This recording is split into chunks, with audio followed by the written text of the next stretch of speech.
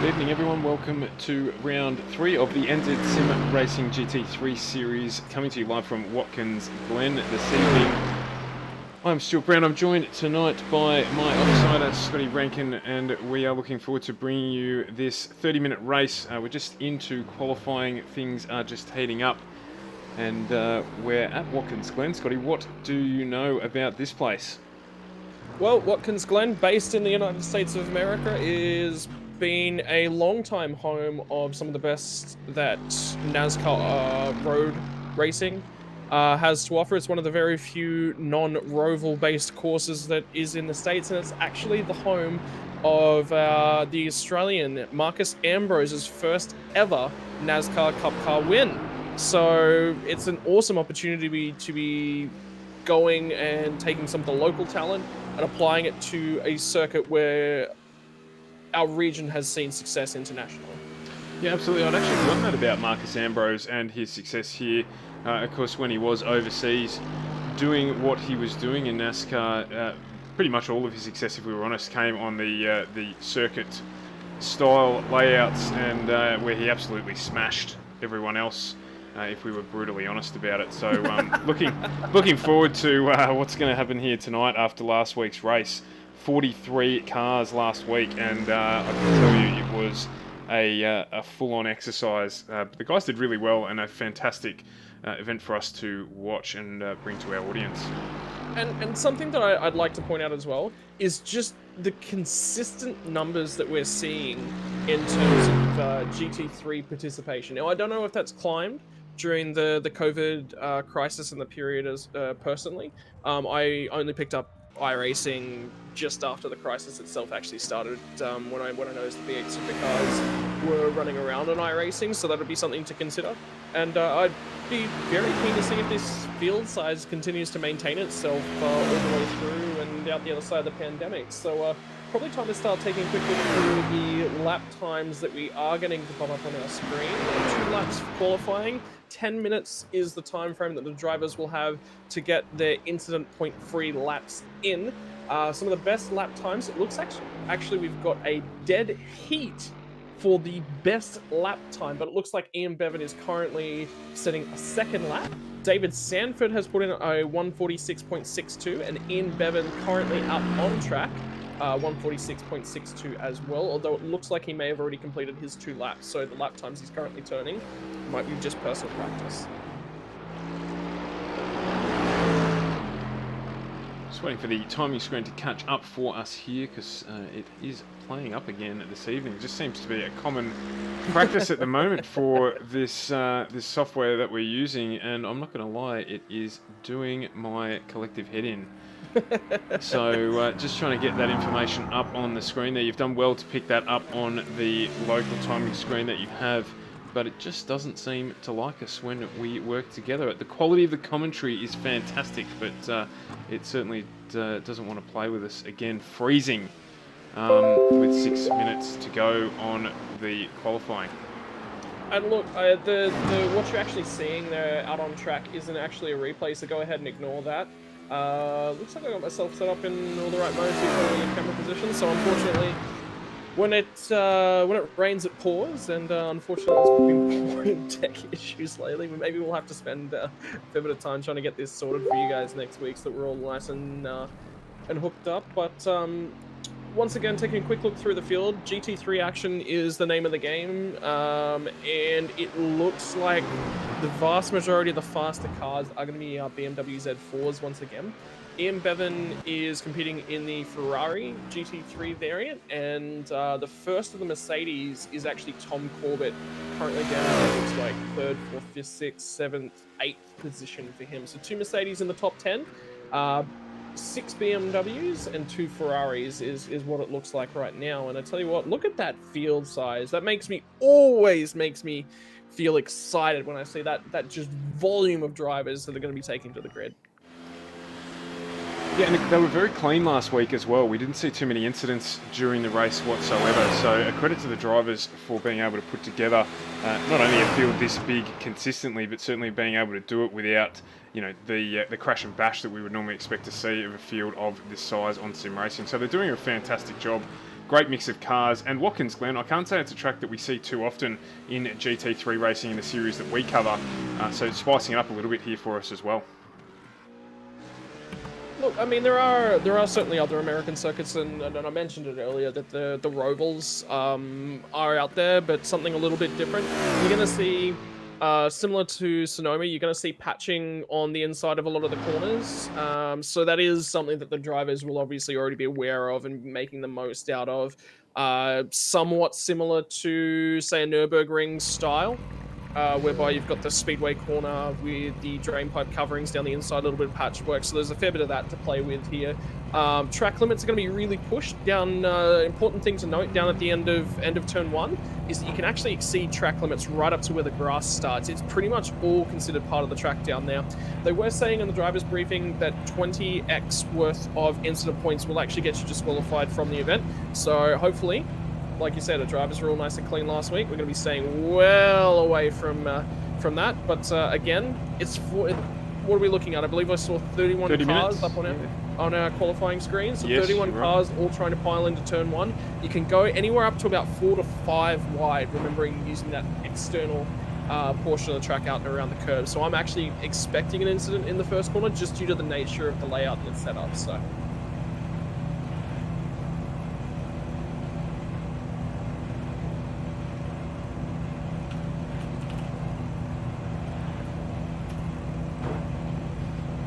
And with this also being a reasonably short circuit, you will also see that the drivers will do a complete lap of the circuit as part of their warm-ups and the formation. So GT3, GT ECars, neither of those will do a standing start. They're not designed to do standing starts, which is why pit stops are a little bit clunky. The BMW in the GTE class, the M8, is horrid at getting away smoothly out of the pit lane, and in fact they actually have to engage a different engine mode in a lot of these cars that automatically comes on when the pit limiter gets applied. So just a few things to think about there. 30 minutes out on track, is there a required pit stop in this race?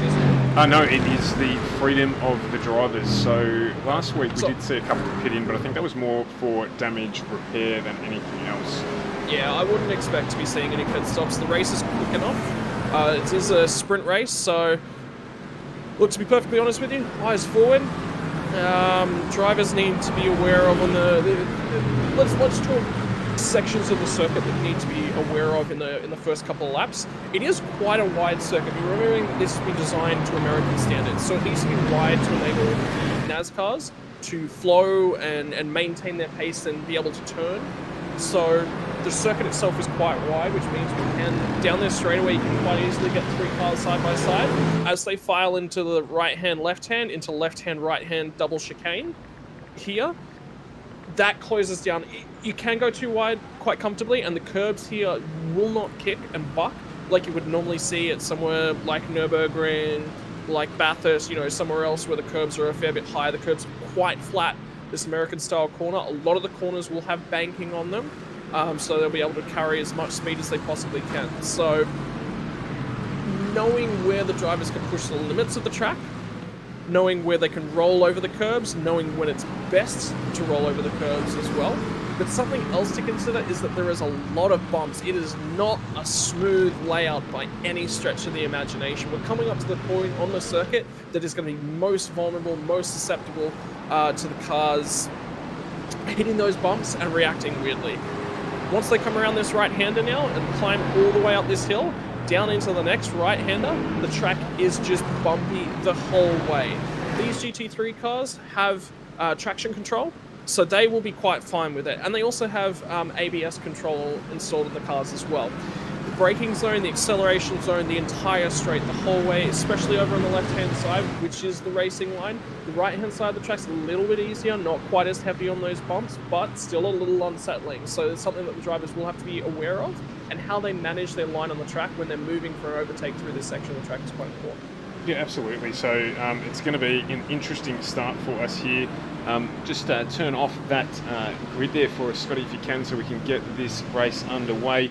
You are Control Master General for this round, so no. that is good. That means I get to sit back and relax and enjoy the melody, and it is you at the helm of this one. I've just been in contact with our overlay provider. That is our problem, but that's an easy one to fix.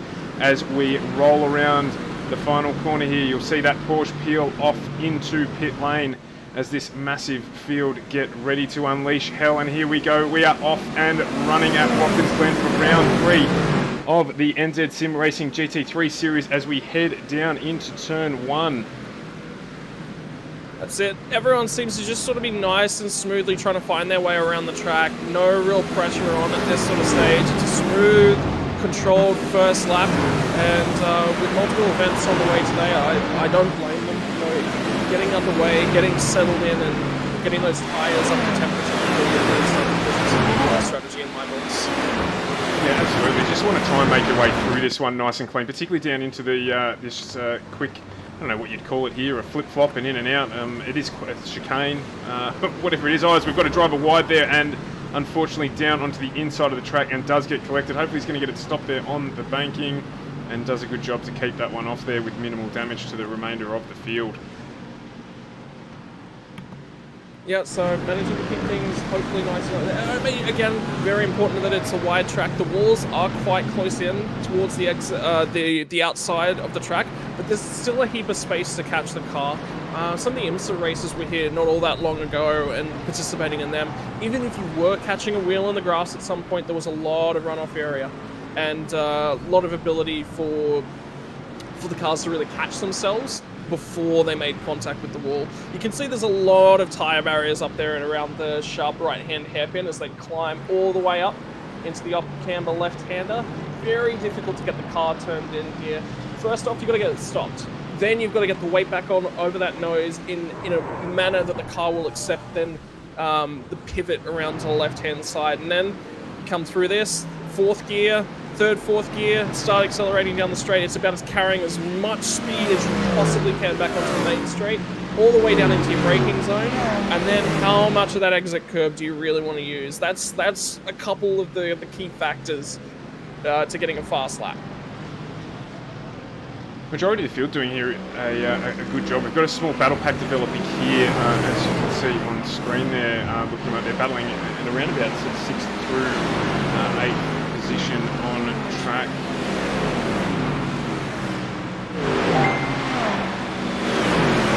Looks like, just taking a quick look through the incidents, it looks like there was potentially four, 5 separate incidents on the first lap, but it's all pretty isolated. In the 30-car field, they've done a really, really good job to keep it nice and smooth thus far and limit it to that many incidents on the first lap. This was a rent lobby, something like your IMSA series, you would definitely be seeing a lot higher risk rate being taken by the drivers, but the drivers all minimizing risk on the opening couple of laps, and more power to them. That's a smart decision.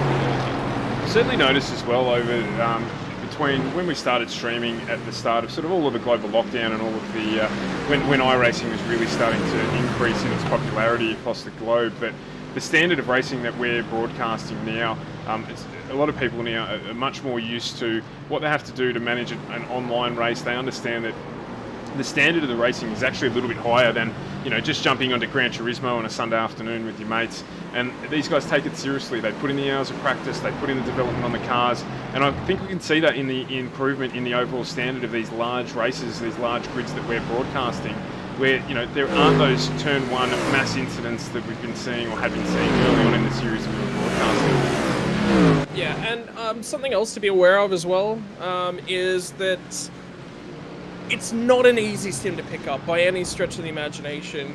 I think certainly one of the weaknesses of iRacing as a simulator is traction at the rear wheels.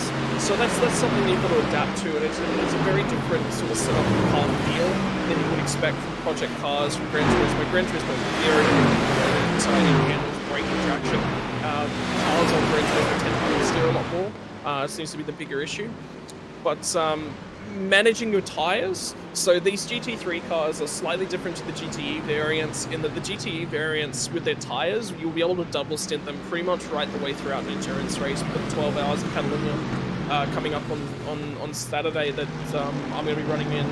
And when you're thinking about tyre strategy and how you're setting the car up and what you're trying to do with the car at all phases of the race, in those sort of environments, it's about making sure that you've still got tyres to turn fast lap times or consistent lap times at the back end of your second stint. With these cars, a little bit different. You're going to be swapping tyres at the end of every single fuel stint throughout the race. There's not really an opportunity that you'll get to stretch the tyres from one stint into that second stint without some very strong tyre degradation and pace fall off. It's simply not possible. We saw Shane Van Gisbergen, I believe it wasn't last weekend, I believe it was the weekend before, in the Endurance Championship, running in the 4-hour event at Mount Panorama, wasn't able to make the tyres go that extra stint himself. And if he can't do it, it's simply not going to be possible for most of the drivers right throughout the ranking system. So what does that translate into a short half-an-hour race like these guys? Well, tyre conservation, a little bit out the window. They can be a little bit more aggressive in the race. That means they can turn their ABS systems down a little bit more and look for that feeling and that little bit of give in the system. Normally in some of the setups that you'd be running for more of an endurance style race, you'll have your ABS actually maxed out. You don't want those tyres slipping at any stage because that degradation is such an important factor. This, a little shorter of a stint, not quite the case. You're going to be looking for a little bit more feel and potentially use that to your advantage. Yeah, and it's a good point that you make, because I have done more of my racing in the GTEs than the GT3s, and I hadn't noticed until I was talking to a couple of the drivers during the week how they can't manage to get the tyre model to last more than a stint in these cars. And I was amazed because obviously they're a lighter vehicle generally. They still run ABS, they still run traction control, but they just can't seem to get the tyres to go the distance. So definitely not sure why that is. Probably not realistic, I wouldn't have thought. But the GT3 cars, you know, we had in that race you were talking about, one driver triple stint a set of tyres at Mount Panorama. So whether that's actually the one that's not realistic, I'm not really sure, but definitely an issue that the drivers have to contend with. I mean, different compounds, different designs. Perfectly honest, I prefer to look at a simulator and go, give me potentially up to, say, something like the Formula 1s would use in 3 separate tyre compounds. To me, that's far more interesting. But I'd still prefer to have 2 separate compounds. That way you get a little bit more of an option. With a half-an-hour race, if you were to take a soft compound, normally a fuel stint's roughly around the hour mark, sometimes over, sometimes under, depending upon your track. You can potentially run a soft tyre, and the degradation ain't necessarily an issue, because if you're in tyre management mode from the get-go. However, with a single compounded tyre, you're obviously not really focusing on the tyre degradation. What it does do is it shifts a little bit more of that tyre management back to the setup and back to the driver control. I know during the week this week we've been doing a lot of preparation for the Catalonia event, and one of our drivers in the GT3 class was struggling to get the tyres to last even 10 laps. What it turned out was he was actually overdriving the car and over-inputting the car, which means that you'd hear a lot of tyres screeching in the mid-corner and the initial turn-in, especially. from his side of things. Menzi was scrubbing those tyres, really doing a fair bit of damage to them. But anyway, as it stands, probably time to take a quick look through our standings. It looks like David Sanford's actually helped himself out to a nice early lead.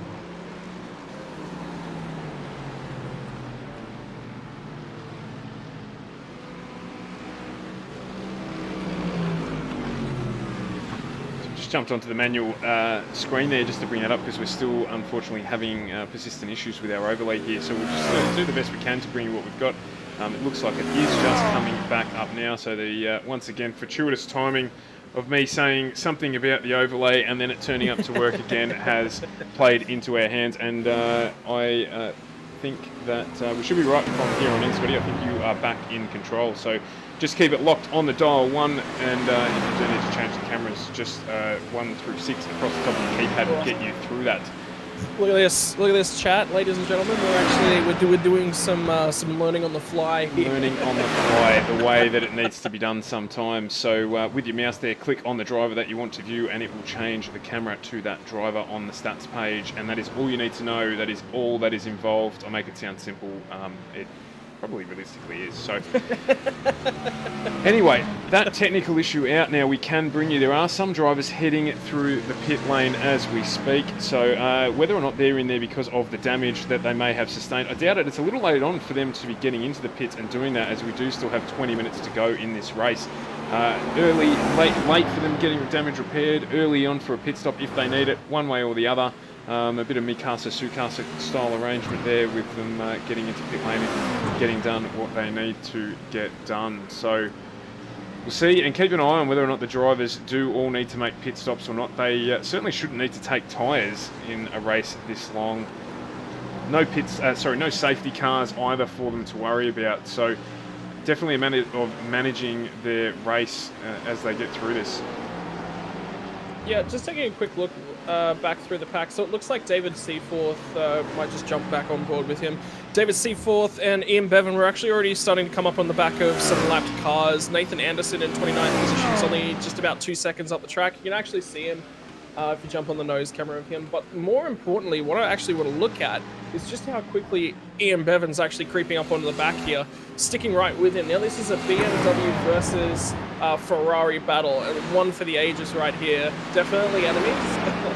I don't think you can say any of the manufacturers are friends in any way, shape or form, but these guys will be going at it. Their lap time is pretty much. Just remember how I was saying that we ended up with two of those guys. I believe it was actually these two that were setting those identical lap times. So just taking a quick look through the lap times in qualifying, David Sanford actually set a 146.615 and Ian Bevan actually set a 146.620. So the difference in lap time is so minor, it can only be measured in 5,000ths of a second. That is minuscule. That is, I didn't even have the time to breathe before I missed a braking marker by that much, basically, is all it was. Maybe a fraction of a second, 0.5% of a throttle input difference at one different corner.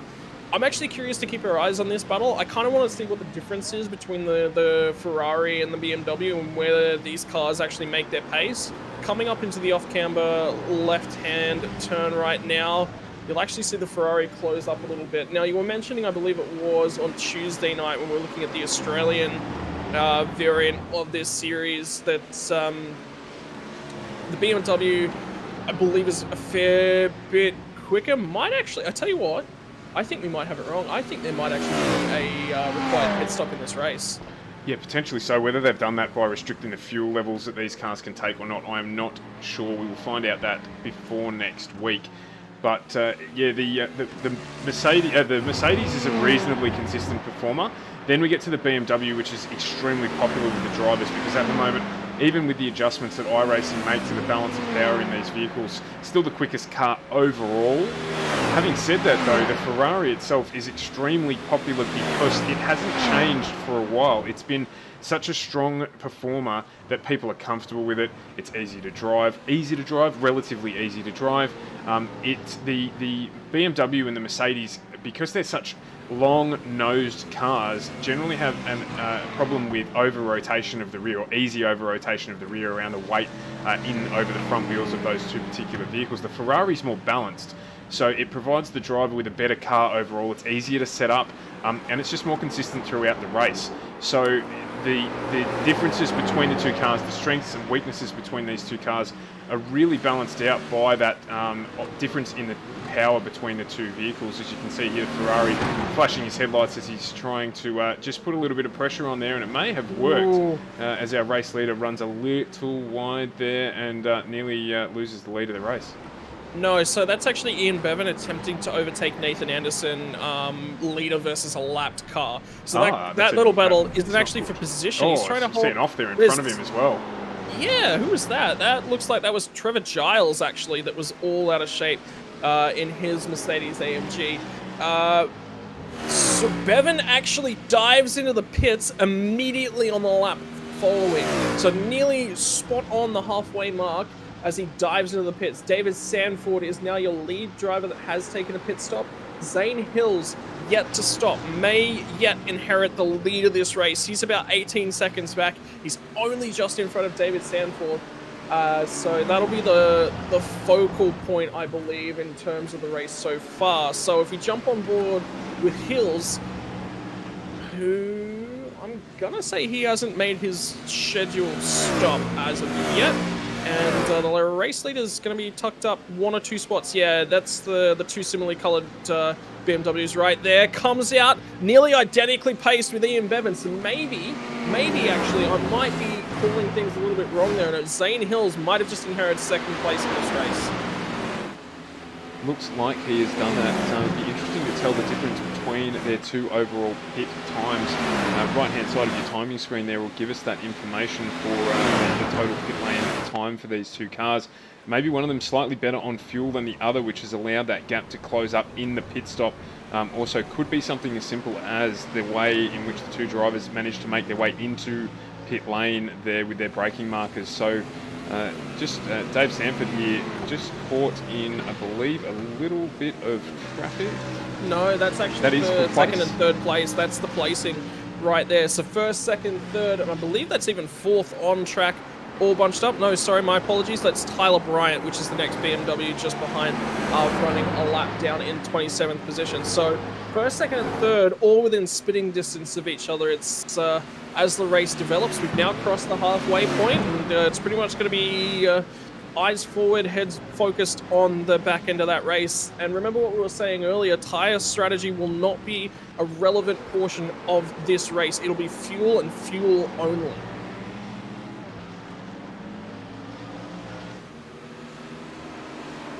So we've got 30 minutes to go in this round 3 race at Watkins Glen, and it's close. As you see a couple of cars running wide in the background there. That may have been the driver in 4th place. It's, as you say, tyre strategy now aside, we're down to a driver's race. So looking at our race leader, just trying to gap the two cars, Dave Sanford in second and third there, just to try and make sure that he can manage his own race through the conclusion of this one. So keep an eye on that gap. Something else to consider as well is that if I'm in Ian Bevan's shoes, I actually don't mind this move from him. Making it feel as if David has been sort of fought on the way through, but you really might have just let him pass. I actually don't mind that. If I'm in this little battle pack shoes right now, I want to be in Ian Bevan's shoes. I would prefer to be sitting at the back, watching them, learning both of these drivers. Where are they fast? Where am I fast? How do I set up these moves? We've got just over 10 minutes. We've got 12 minutes or so to go in this race. Strategically, I'm planning to make my run very late in the race so that they don't have the opportunity to sit behind me, learn my pace and where to overtake me. And the other benefit here, all 3 of these cars are in the draft zone. And importantly, they're all closing in on Zane Hills. That gap is continuing to shrink. At the start of this lap, it was 0.7 seconds that I'm pulling from a different overlay, and it's come down the entirety of this lap. So what do we think's the cause of that? Just the draft, I guess, is providing that additional speed that he's managing to achieve around here. Maybe a little bit of a hold-up as well in the prior lap, addressing some of that gap. Well, when you're looking at the design of the course, as we did actually mention in the pre-show, that a lot of it is designed around NASCARs, and that's quite heavily using the draft to generate a lot of their speed. Eventually leading to a little bit of a bump draft scenario. So actually seeing Bevan fall off by 0.1, 0.2 of a second, a little bit further behind these guys now. So it's going to be on at the end of this straight. I think Sanford is going to start lining up Zane, looking for the overlap. He's got the run, moves himself to the outside. Smart move there from Zane to hold himself down the inside line. It's going to be on here in the braking zone at the end of the straight. They're going to go side by side through the first. Now the second portion of the chicane. Sanford gets the advantage. Across the front! He's off! It's Zane Hills in the fence, tries to turn it across the front of Ian Bevan, not quite able to do it. There wasn't quite enough room there, and that may leave Ian Bevan with a little bit of damage that may cause him to drop off the back of Sanford here. Not ideal at all. Not sure what else to say about that in that particular case. It's not ideal. I mean, if I'm looking at things, mostly I'm going to say it's very, very likely a racing incident. It's something I'd much prefer to go back and take a look at, potentially from the cockpit view, just purely because of how close the cars were. I'd really like to see Bevan's view of that one, because he may have just had absolutely nowhere to go. Let's see if we can pull up a replay.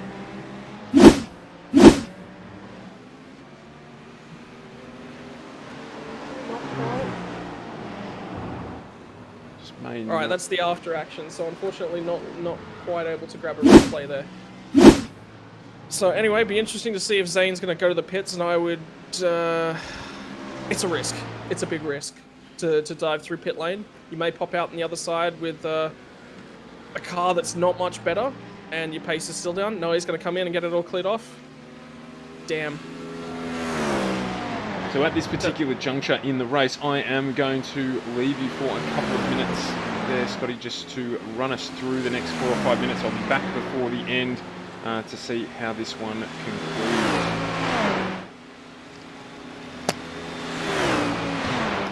Just remember, ladies and gentlemen, a couple races for you this evening.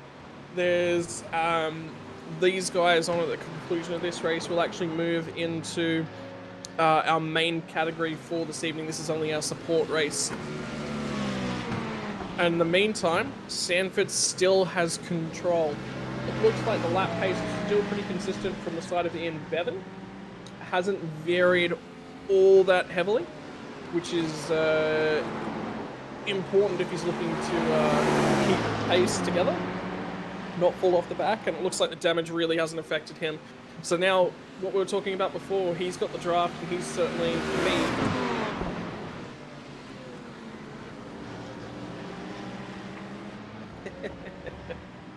unfortunately, it looks like we're going to be picking up a little bit of Stuart's microphone in the background.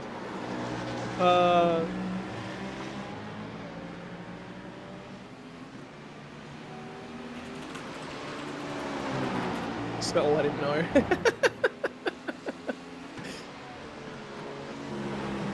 Alright, so it's been quite a good fight at the lead of this race. Potentially time to take a little bit of a look a little bit further down the field.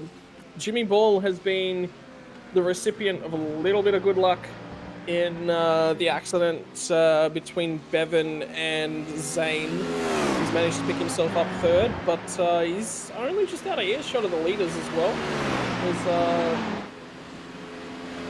lap time is pretty consistent, running low 148s, 211 and a 156 combined pit stop laps on laps 7 and 8. So 7 was the 156, 8 was the 211. Keeping our eyes a little bit further down the field, I believe that was Hamish Cleland in the background. Hamish Cleland currently in the second of the Ferraris, running in 4th place, and following him is the first of the Mercedes drivers with Xavier Simmons. Christian Hermanson is going to be the next Mercedes down the road, I believe, just in the background. Yeah, he is. We're just about able to see as he makes his way through a little bit of lap traffic. By the look of things, He's trying to make his way forward. But time to step back up at the head of the field, and the gap starting to open up just a little bit. Ian Bevan now outside the drafting window. Gap between Sanford and Bevan is at 1.7 seconds approximately. So we'll have to keep our eyes peeled on that one. Maybe the pace is starting to fall off just enough. And maybe it's not. Maybe it's going to be able to close it down. Maybe he's playing a little bit of a strategy. Not 100% sure. Right. 6 minutes left on our in-game clock. That's all the time that Stan Ford has to defend this position forward. Get this time past the start-finish line. Opens up once again. It's now out to 2.1 seconds.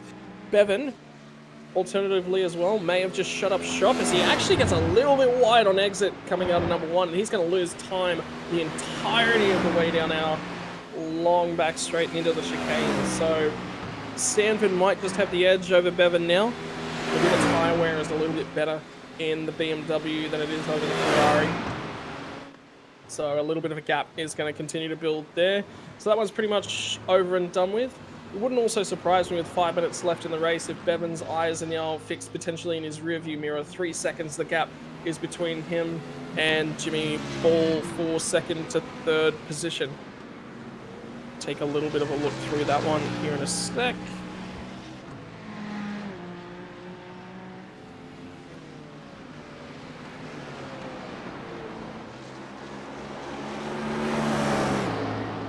Cleland a long way back there in 4th position. Simmons right there with him though in the first of the Mercedes. So it's a Ferrari, Mercedes battle for 4th, 5th and 6th position. Simmons, be interesting to see if he can get a little bit closer. He's just outside the drafting window right now at 1.2 seconds seems to be that margin. Right, so let's take a quick look through the entirety of our field. So first position, Sanford, Bevan and Ball. That's your top 3. Now looking at the battle that we're currently looking at is Cleland, followed by this car on screen, Xavier Simmons. Hermanson is the next of your Mercedes drivers in P number 6. 7th currently Connor J. Kilgore, running in another BMW. Stefan Tiers has made his way up inside the top 10 as well in 8th position. Lance Childs coming up and around to conclude another lap for him is in 9th, and rounding out the top 10 is Tom Corbett. Appears to be in the Mercedes. Yeah, there it goes just underneath us now. So this is the battle right here on screen for 9th and 10th position. Zane Hills looks like he might actually be back in the pits to work on a little bit further damage. Scott Hassler just sitting outside of our top 10 at this point in time.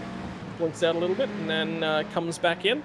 So he's trying to hunt himself down a good, strong points finish in potentially in position if he can just make that one move.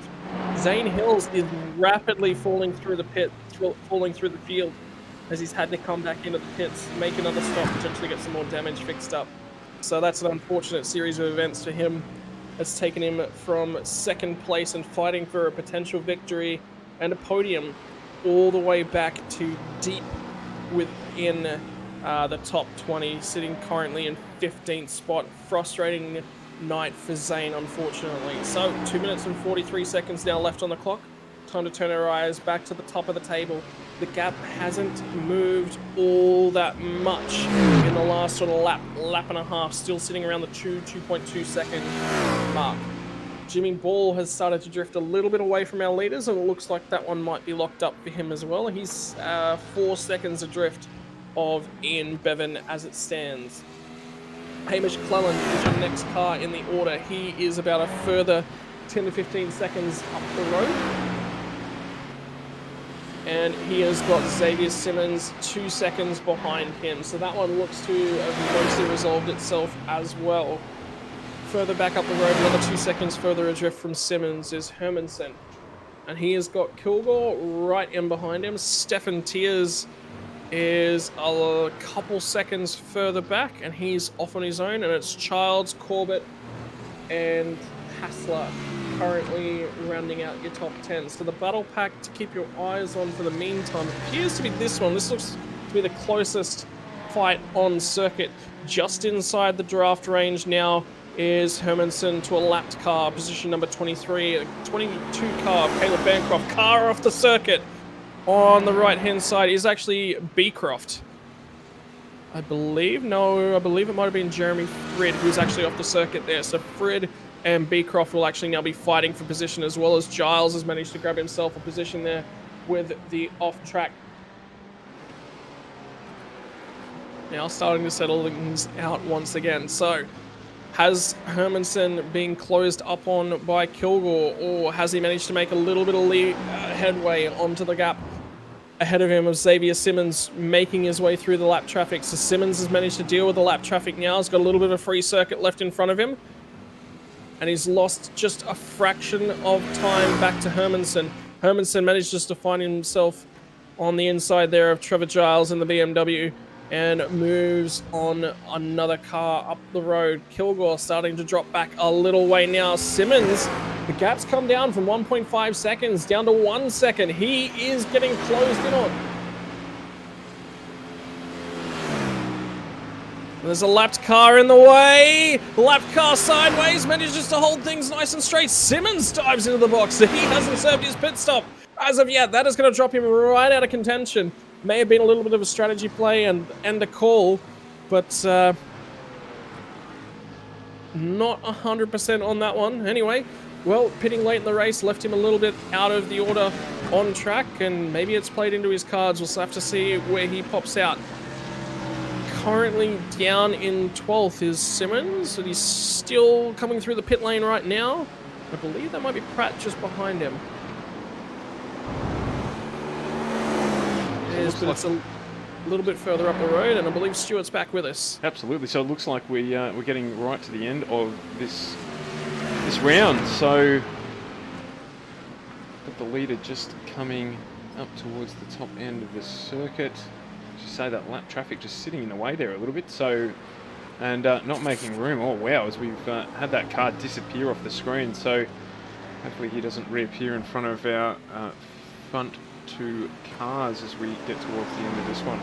I was just having a look at that. That may have been Bryant, who may have just been removed from the server as well. So anyway, that'll be crossing the line for a nice win for Sanford.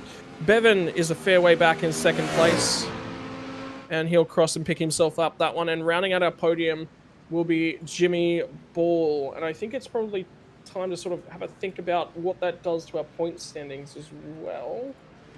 So it's actually Sanford is leading the championship, grabbing himself another first place. Will stretch that margin out from the 26 points where it currently sits. Caleb Curry was in second before the start of this round with 125 points, and Smythe was in third with 115. So it's a good points night for Hamish Cleland, who comes across the line in fourth position. And another fantastically clean race from this group. Certainly a pleasure for us to be able to bring the race to everyone, particularly when it's good, close racing as it has been. And aside of that incident a few laps ago, basically an incident-free race for the packs that were running around in this one. Obviously, as you mentioned earlier on, a few little run wides and solo accidents, but nothing really bulk that caused any damage to the rest of the racing pack. So well done to the drivers there in this one. With the exception of Zane Hills. And I mean, I think that's just a little unfortunate. Like I said, it would be interesting to see how the cars got through there, and it was just a case of Zane going through side by side that left him a little bit stranded on pace, and the timing when Bevan actually made his way through the chicane. It's just an unfortunate accident. I'd really like to actually go back and have a look at that. I don't think it's possible with how we're set up, because I believe we've got some more action to go and jump on board with. We do indeed, and we are joined by our podium in the combox now. So fortunate enough to be able to have a chat with them to see how they found it and see how the race was for them. Righto. Have we got them? Are they? Yeah, they're in doing the a good room job? here with us live. How are you guys? Yeah, good, thanks. Thanks for having us, man. Pretty good, thank you. Thanks for having us. So, Ian, that was an interesting little incident between yourself and Zane coming through the chicane, and it was actually set up a little bit by the battle with Sanford. Can you walk us through what happened from your perspective? Not really. I haven't gone back and had a look. I mean, I was in the corner, and the next thing I knew, there was a BMW in front of me, and I kind of had nowhere to go. So, Yeah. honestly, I don't know what happened. That's kind of what I sort of had a quick word and said. I think that's what the case is going to be. David, obviously, you and Zane were quite heavily racing coming into the chicane. You were looking to make the move to get past. You made that cleanly. Was Zane potentially a little bit upset just by being on the wrong line heading into the chicane? Yeah, like, because he made his mistake in turn 1, and I knew that I had to take him into the bus stop. I actually didn't want to pass him there. Like, I thought about where I wanted to pass him because I knew he wasn't that strong into the bus stop. But you take your opportunities when they come. Yeah, I don't know. Like, I knew I could outbrake him, and when you're on the left in that corner, you do have a massive advantage just because the racing line's there, the grip's there, and if you go on the right, you're stuck in the marble. So I knew if I could just almost equal break him, I could beat him in. And then from what I saw on my mirror, it was nobody's fault. Like, Zane was trying to exit the corner, and I think he was just out of sorts as to how I passed him. Yep. And Nathan, as a race car driver, you take your chances. I said so. Ian was coming. Sorry, not Nathan. Ian was coming through, and it was nothing. It was absolutely nothing. Like, nothing wrong with it. So Yep. That's what it looked like. It looked like just basically a racing incident, just trying pretty to move back much, across. it's just And, that part yeah. of the track. I knew that even passing Zane, it was going to be a 50-50 move. But when you're going for the win, and that guy had undercut us pretty severely, he came from 5 seconds behind me to be in front of me. So I knew I had to do something, especially with Ian on my tail. And throwing it back to third position as well, Jimmy, a nice little points finish for you there. You third place. Yeah, cheers. Yeah, trying to just bank some points. There's a bit of a third wheel this evening, just chilling at the back of these guys. Yeah, that undercut was interesting. I think he would have been short on fuel. Correct me if I'm wrong, but it would have been touch and go, I think, with the short fuel stop he took, Zane there. So I think he might have had to pit again anyway. He did make another stop. Yeah, he did.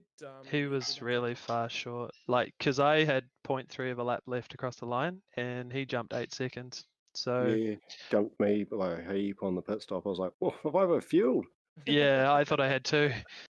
Did so aggressively, both on that lap and the previous lap. If he knew he needed fuel, why not just let the leaders through and actually just fuel safe behind him for a little bit? But like I said, I haven't looked at the incident, but it kind of spoiled the race between me and It did. and Dave. That Ferrari is there, so yeah. fast at Watkins Glen. Oh my god, it's so frustrating. Through the bus stop, it's just unbeatable. Like, you guys are so smooth, it's crazy.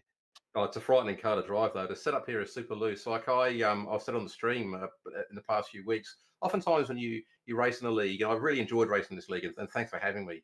But oftentimes when you race in the league, the fixed setups tend to be, stable to the point where they understeer because that's more manageable for the majority of drivers. That is totally not the case in this league. Oh, you The did good, mate. setup is You're right on my absolutely tail. barking. Yeah, you did awesome. It was good. It was a great race. It certainly was, and I don't think it was ever at any stage was it over, but it wasn't being directly battled for on track in the closing laps. But once again, guys, that was an absolute spectacle. Thank you so much for Thank you for bringing it to broadcasting. us. Yeah, And any good shout job. outs before we let you go?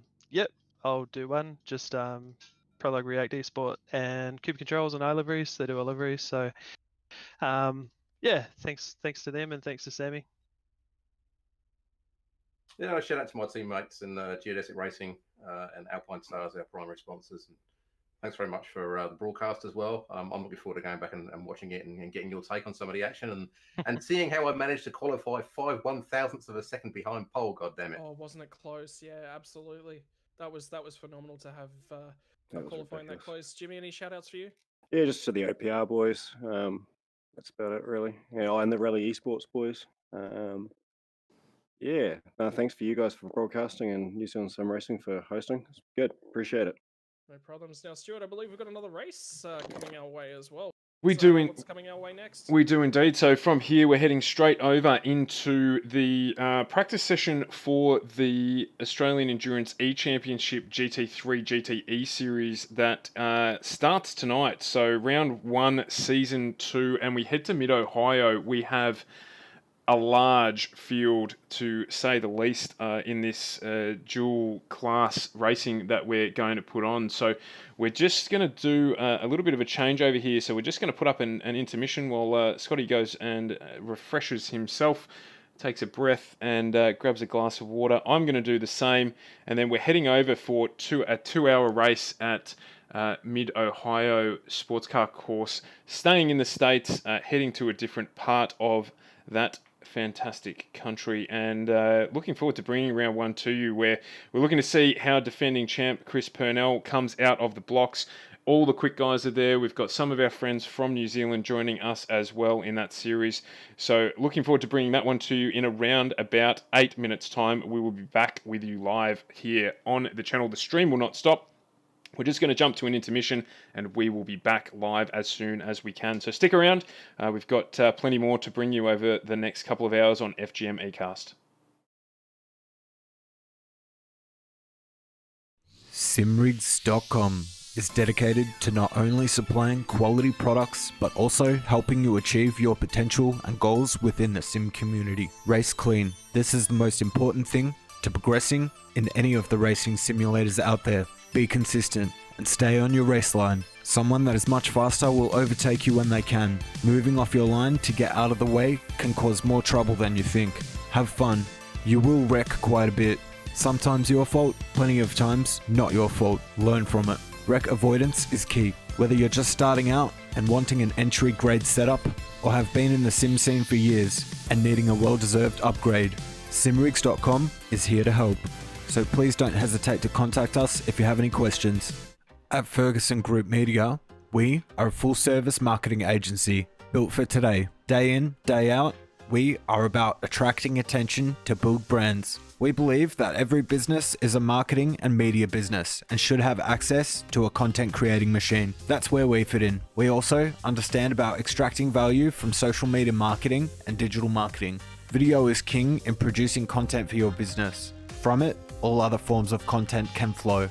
We are set up to film, edit, and post-produce content at scale. This enables us to keep costs down, allowing small businesses to also access our products. Don't hesitate to reach out and chat about your content ideas.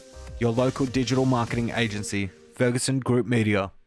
There is an awful lot to learn, and it takes quite some time.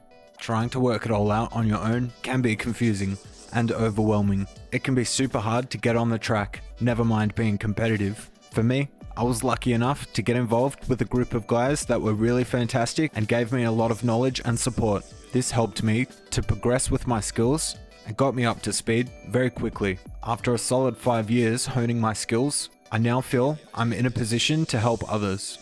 So I'm all in on Virtual Motorsport Mentor and loving every moment. I created this platform to help drivers develop their skills and get the support and feedback they need to improve their drive lines, speed, setups, and more. My goal is to see you become the best driver you can be. The question is, how far do you want to take it? I look forward to helping you drive fast and win more. Chris, Virtual Motorsport Mentor.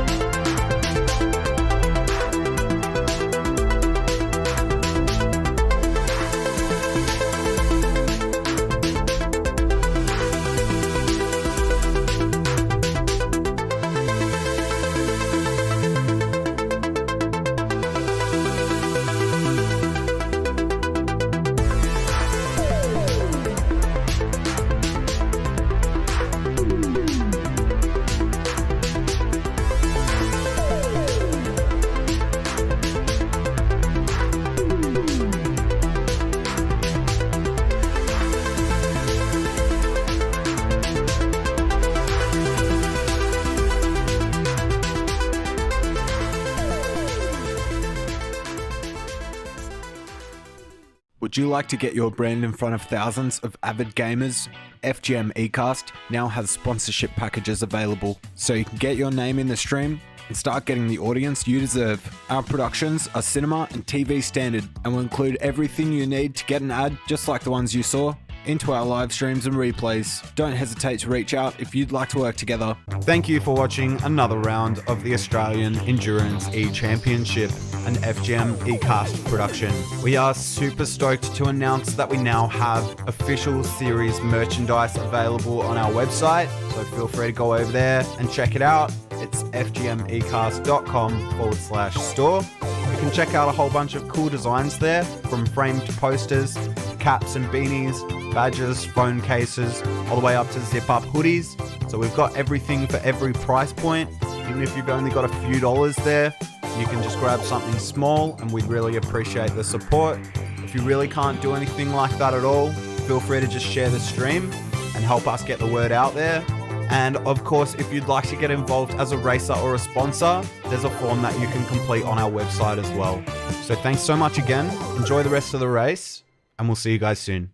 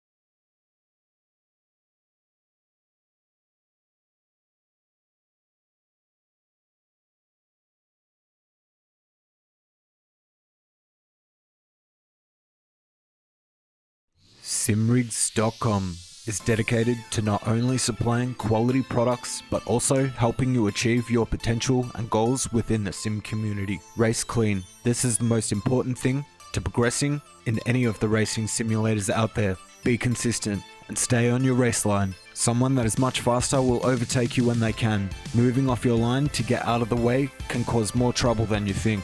Have fun. You will wreck quite a bit. Sometimes your fault, plenty of times not your fault. Learn from it. Wreck avoidance is key. Whether you're just starting out and wanting an entry grade setup, or have been in the sim scene for years and needing a well-deserved upgrade, Simrigs.com is here to help. So please don't hesitate to contact us if you have any questions.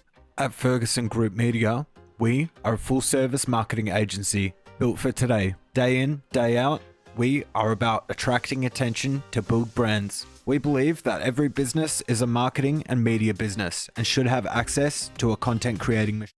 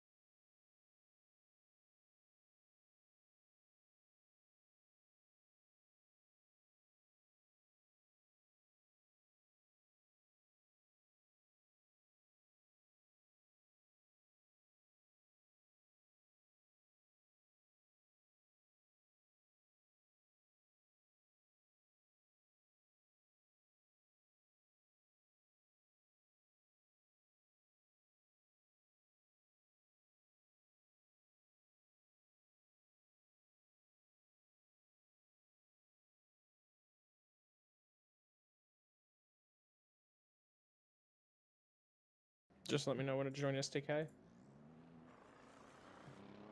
Okay, full stop. Okay, no worries. I'll pull my timing up from my other screen. That's fine. Cool. We are on. Good evening, ladies and gentlemen. You may have been with us just previously for the NZ Sim Racing GT3 race around Watkins Glen. Now it's time to move over to the Australian portion of things. It's the Australian Endurance E-Championships, proudly brought to you by FGM ECast, AFTERSHOCK PCs, and Virtual Motorsport Mentors. Ladies and gentlemen, my name is Scott. You may call me Rank or Rankonius, and my surname is Rankin. Obviously, joining me is Stuart Brown. Stuart's currently just doing a little bit of admin in the background just to keep things running as we stand. We've got a fairly extensive grid for this evening, just looking through 1, 2, 3.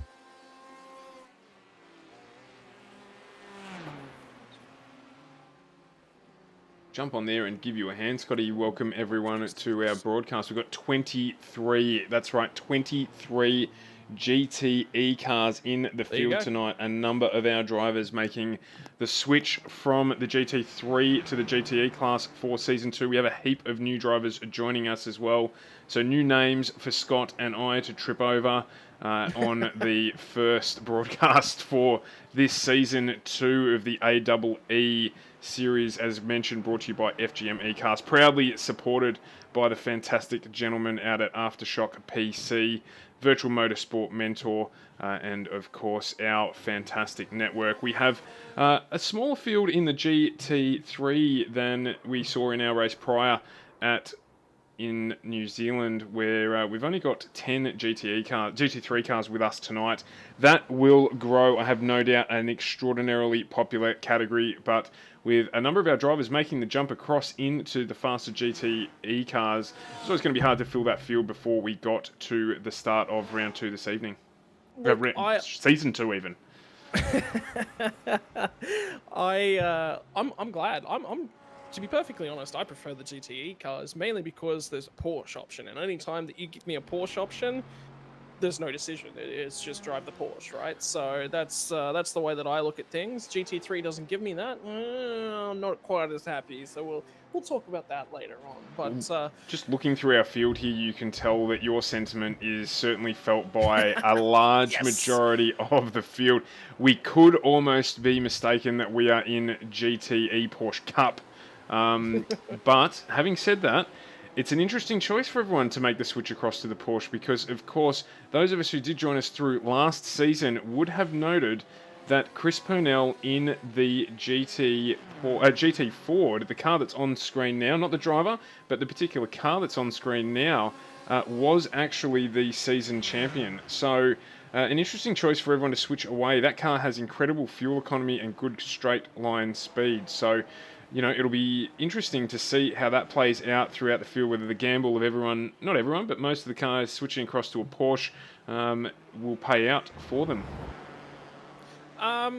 Look, Chris did actually say at the end of All Things Considered, get me out of this thing or I never want to see it again. So maybe a few of the other drivers shared his sentiment. They've moved across to the Porsche. I'm just taking a quick look through the field. It looks to be nearly just a field of Porsches and BMWs from what I'm seeing, if I'm to be frank with you. So there's a couple Fords, like you mentioned, the 4 GTEs. I'm seeing 2 so far.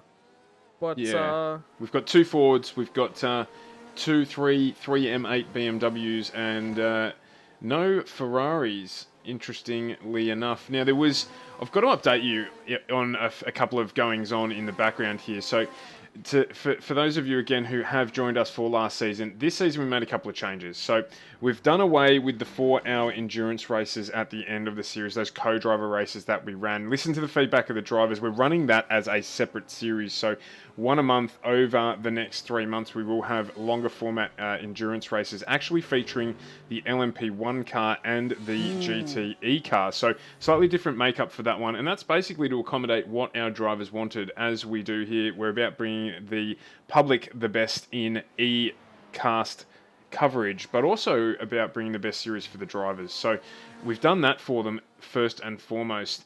Secondly, we've introduced a team championship. Now, in the lead up to tonight's race today, the Discord for this series was going off. We had drivers left, right, and centre declaring their teams, who their teammates are, and you'll see as we get around tonight, we get through this coverage, we will have a fair number of cars out there. My apologies, with very similar, if not the same, liveries. So that will give you an inkling into who it is who has teamed up, and will we see any team-based strategy in this season, something that we didn't have last season at all. So that will play out across the next 8 rounds as we bring to you season 2 of the ECast Australian Endurance E-Championship. Yeah, and this track, Mid-Ohio, is, from what I understand it, quite a tricky one. It's been around for a fair while. I was just doing some research into the history of it, both through iRacing and actually thank you to Wikipedia as well. I was actually just pulling up some information on it. So it's been around since 1962, when it was first opened by Les Griebling and a few other Mansfield area businessmen as a location for weekend sports car racing. Since then, it's undergone multiple sets of revisions, including the complex that we now run. That's now got the ability to run motorcycle races as well. They've input a couple different configurations. So basically, over the years, it's gone from this nice, simple little track, and it's slowly expanded to the point now whereby they can run actual racing on a shortened circuit that'll incorporate maybe potentially up to half of the circuit. There's the potential for a oval track as well, whereby you hook up the end of the pit straight to the back straight. So there's potential. And yeah, overall, evolution's not a bad thing. We'll be interested to see where Mid-Ohio continues to evolve from next. I would go on. I was about to say its most recent iteration was put into place in 2006, and the circuit that you see in front of you has been in its current format since then, whereby it hosts IMSA races, IndyCar races, and NASCAR, just to name a few. What would you compare it to in terms of putting it into context for our local audience here in Australia? I mean, for me, it's a little bit of Oran Park mixed with a little bit of Phillip Island. Do you think that's probably a fair way to describe it? Just looking at the quick layout, I've only just picked up the track myself within iRacing just so I could spectate this evening, so I haven't actually had the opportunity to drive a lap. When I look at it in terms of a local sort of track, I'd probably compare it with Oran Park. I think you're on the money. A lot of similar sort of undulations. Nothing seems really flat and simple. It's got the nice long straights there. I'd actually compare it to something within the realm of maybe Oran Park slapped with the Bend. Is probably the best way to look at it. That's a good or point, there's actually. Another track I'm thinking of. It's probably it's not Wakefield, Winton Motor Raceway it might be as well. Of course, I'd forgotten about old Winton up there in the northern part of Victoria. Isolation will do that to you. But yeah, look, the back part, or as they come down the back straight, this particular part of the track that we're actually entering into now with on board with Tim Febben, very much like the cleavage in that back top end of the track there at Winton. So big issues for the field here tonight are going to be cold tyres and the start of this track. So when they come around turn 1, which is straight after the start-finish line, they are heading up towards an off-cambered right-hand double apex hairpin. And if it sounds like a mouthful, it is, but it's even more of a handful on cold tyres. So very interesting to see how a field of 32 cars compresses itself into that first corner and manages to, kind of like your old press to get some garlic, manages to fit itself through the tiny hole that exists in the first part of this race. So just getting through the tail end of qualifying here, and we've got 20 minutes to go in this session. At the moment, we've got Timothy Febben, who is a new participant in this series, joining the Mark 1 esports team, currently at a 18.31, 1 minute 18.31, with Mark Gibson behind him in second with an 18.58, albeit as I say that, Gibson just takes our provisional poll at this point in time with an 18.19. Brock Schaefer who unfortunately we did miss for a few races last season. In third place, Lee Vandenberg, who again, he actually participated early on in Season 1, took out our very first race at Phillip Island in the series last year, and then unfortunately due to work wasn't able to participate. Braden Nash in 5th at the moment. Jesse Butler, the man who is sitting in 6th, is back, and the good news for the fans of Jesse Butler, the man with pretty much our most entry-level setup, is he's spent his time away from the series upgrading his gear. He has gone virtual reality. Ooh, so it's going to be... spicy. He was quick when he was running a G25 on a tiny little monitor in his home. So watch out. This top 6 cars are going to be quick, and we've got a number of quick drivers throughout the field who will make their presence felt as we get into this series. And you know, if you can't tell already by my voice, I probably haven't played it up enough, but I'm pumped. This is going to be amazing with the number of GTE cars. I'm excited. We've got a full grid of GT3s to bring everyone with the New Zealand series before this one. And now we jump straight into basically a full grid of GTE cars. What is not to like about that?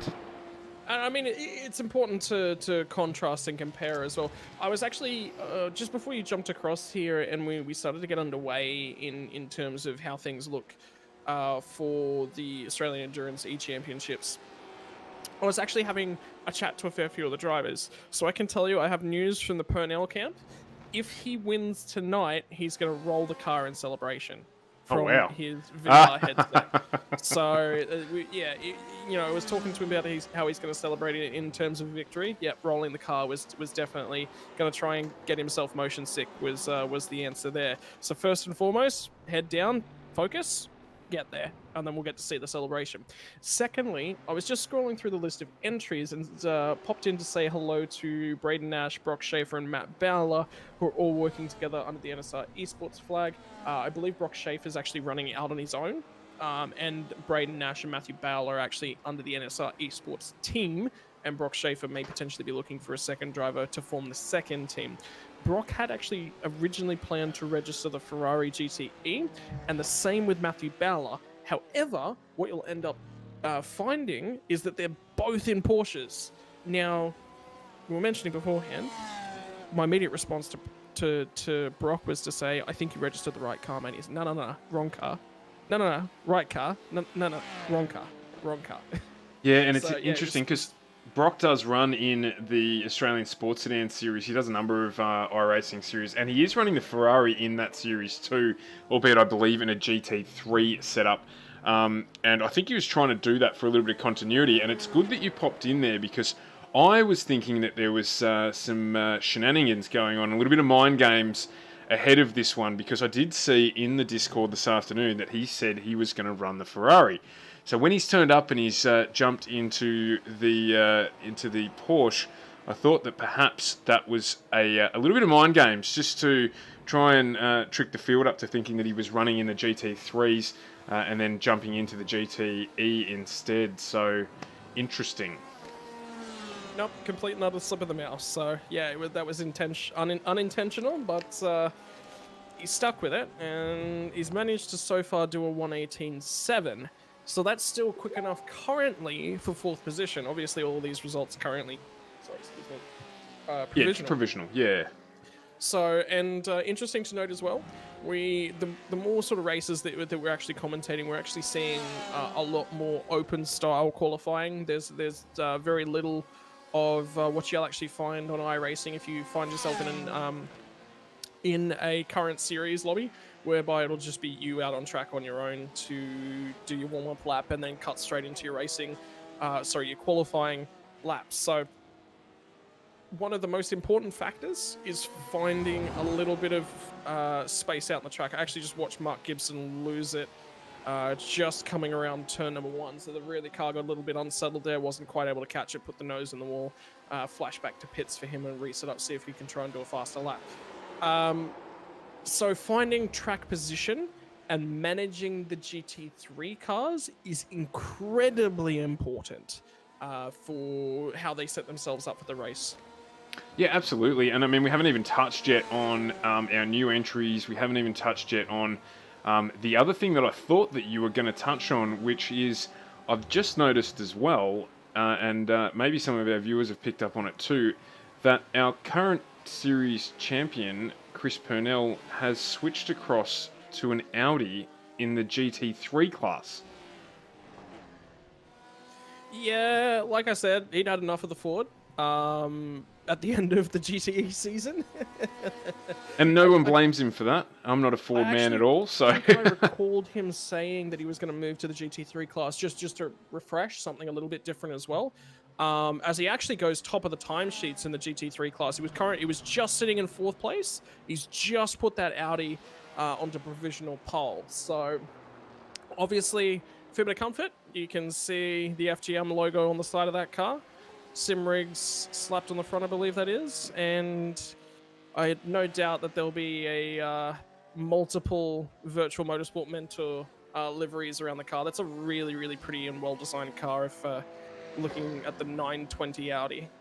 Yeah, absolutely, and we do jump on board with Chris a little bit as well. So, Reese Grant, a new entrant to our series as well, part of that Virtual Motorsport Mentor Academy team, along with Luke Traher.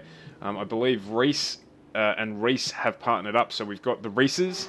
I do love handing out a good nickname or two during the season. We've got the Musk Stick, as he's known as well, Jason Vincent Muscat, who has joined us. He's going to drive full-time with us this season as well, after a couple of appearances last season. Another one that I'm really, really happy to see too is probably our man of the series. If I was to pick a man of the series, I think Ron Polito would be my man of Series 1. Only 2 months into iRacing, consistently top 5. He has made the switch across to the Porsche as well from the BMW last season. The Polito Brothers Motorsport team have expanded to 2 teams, so there's 4 entries across that. So Ron and Phil partnering up, and I believe it is Jan or Yan. It'll probably be Martesano. Excuse my pronunciation there. I think I've got it close. And Mario as well, potentially running in the sister car there.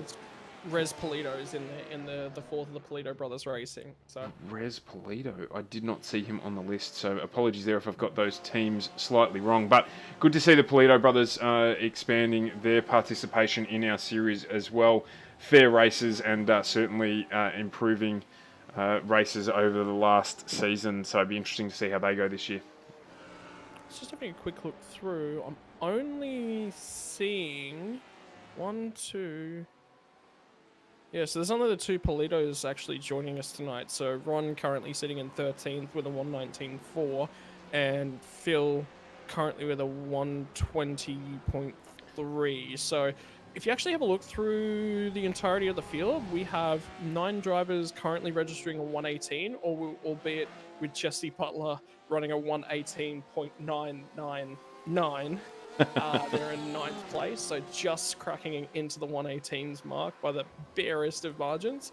Then we've got a further 8 drivers also in the 119s, and then most of the field is actually covered by not even 4 seconds. You know, it's if you want to have a look at the bulk of the drivers, there's only 3 drivers that aren't registering a 120 lap or faster. So that's quite good in terms of where we're expected to be running at the end of all this in terms of potentially long run pace.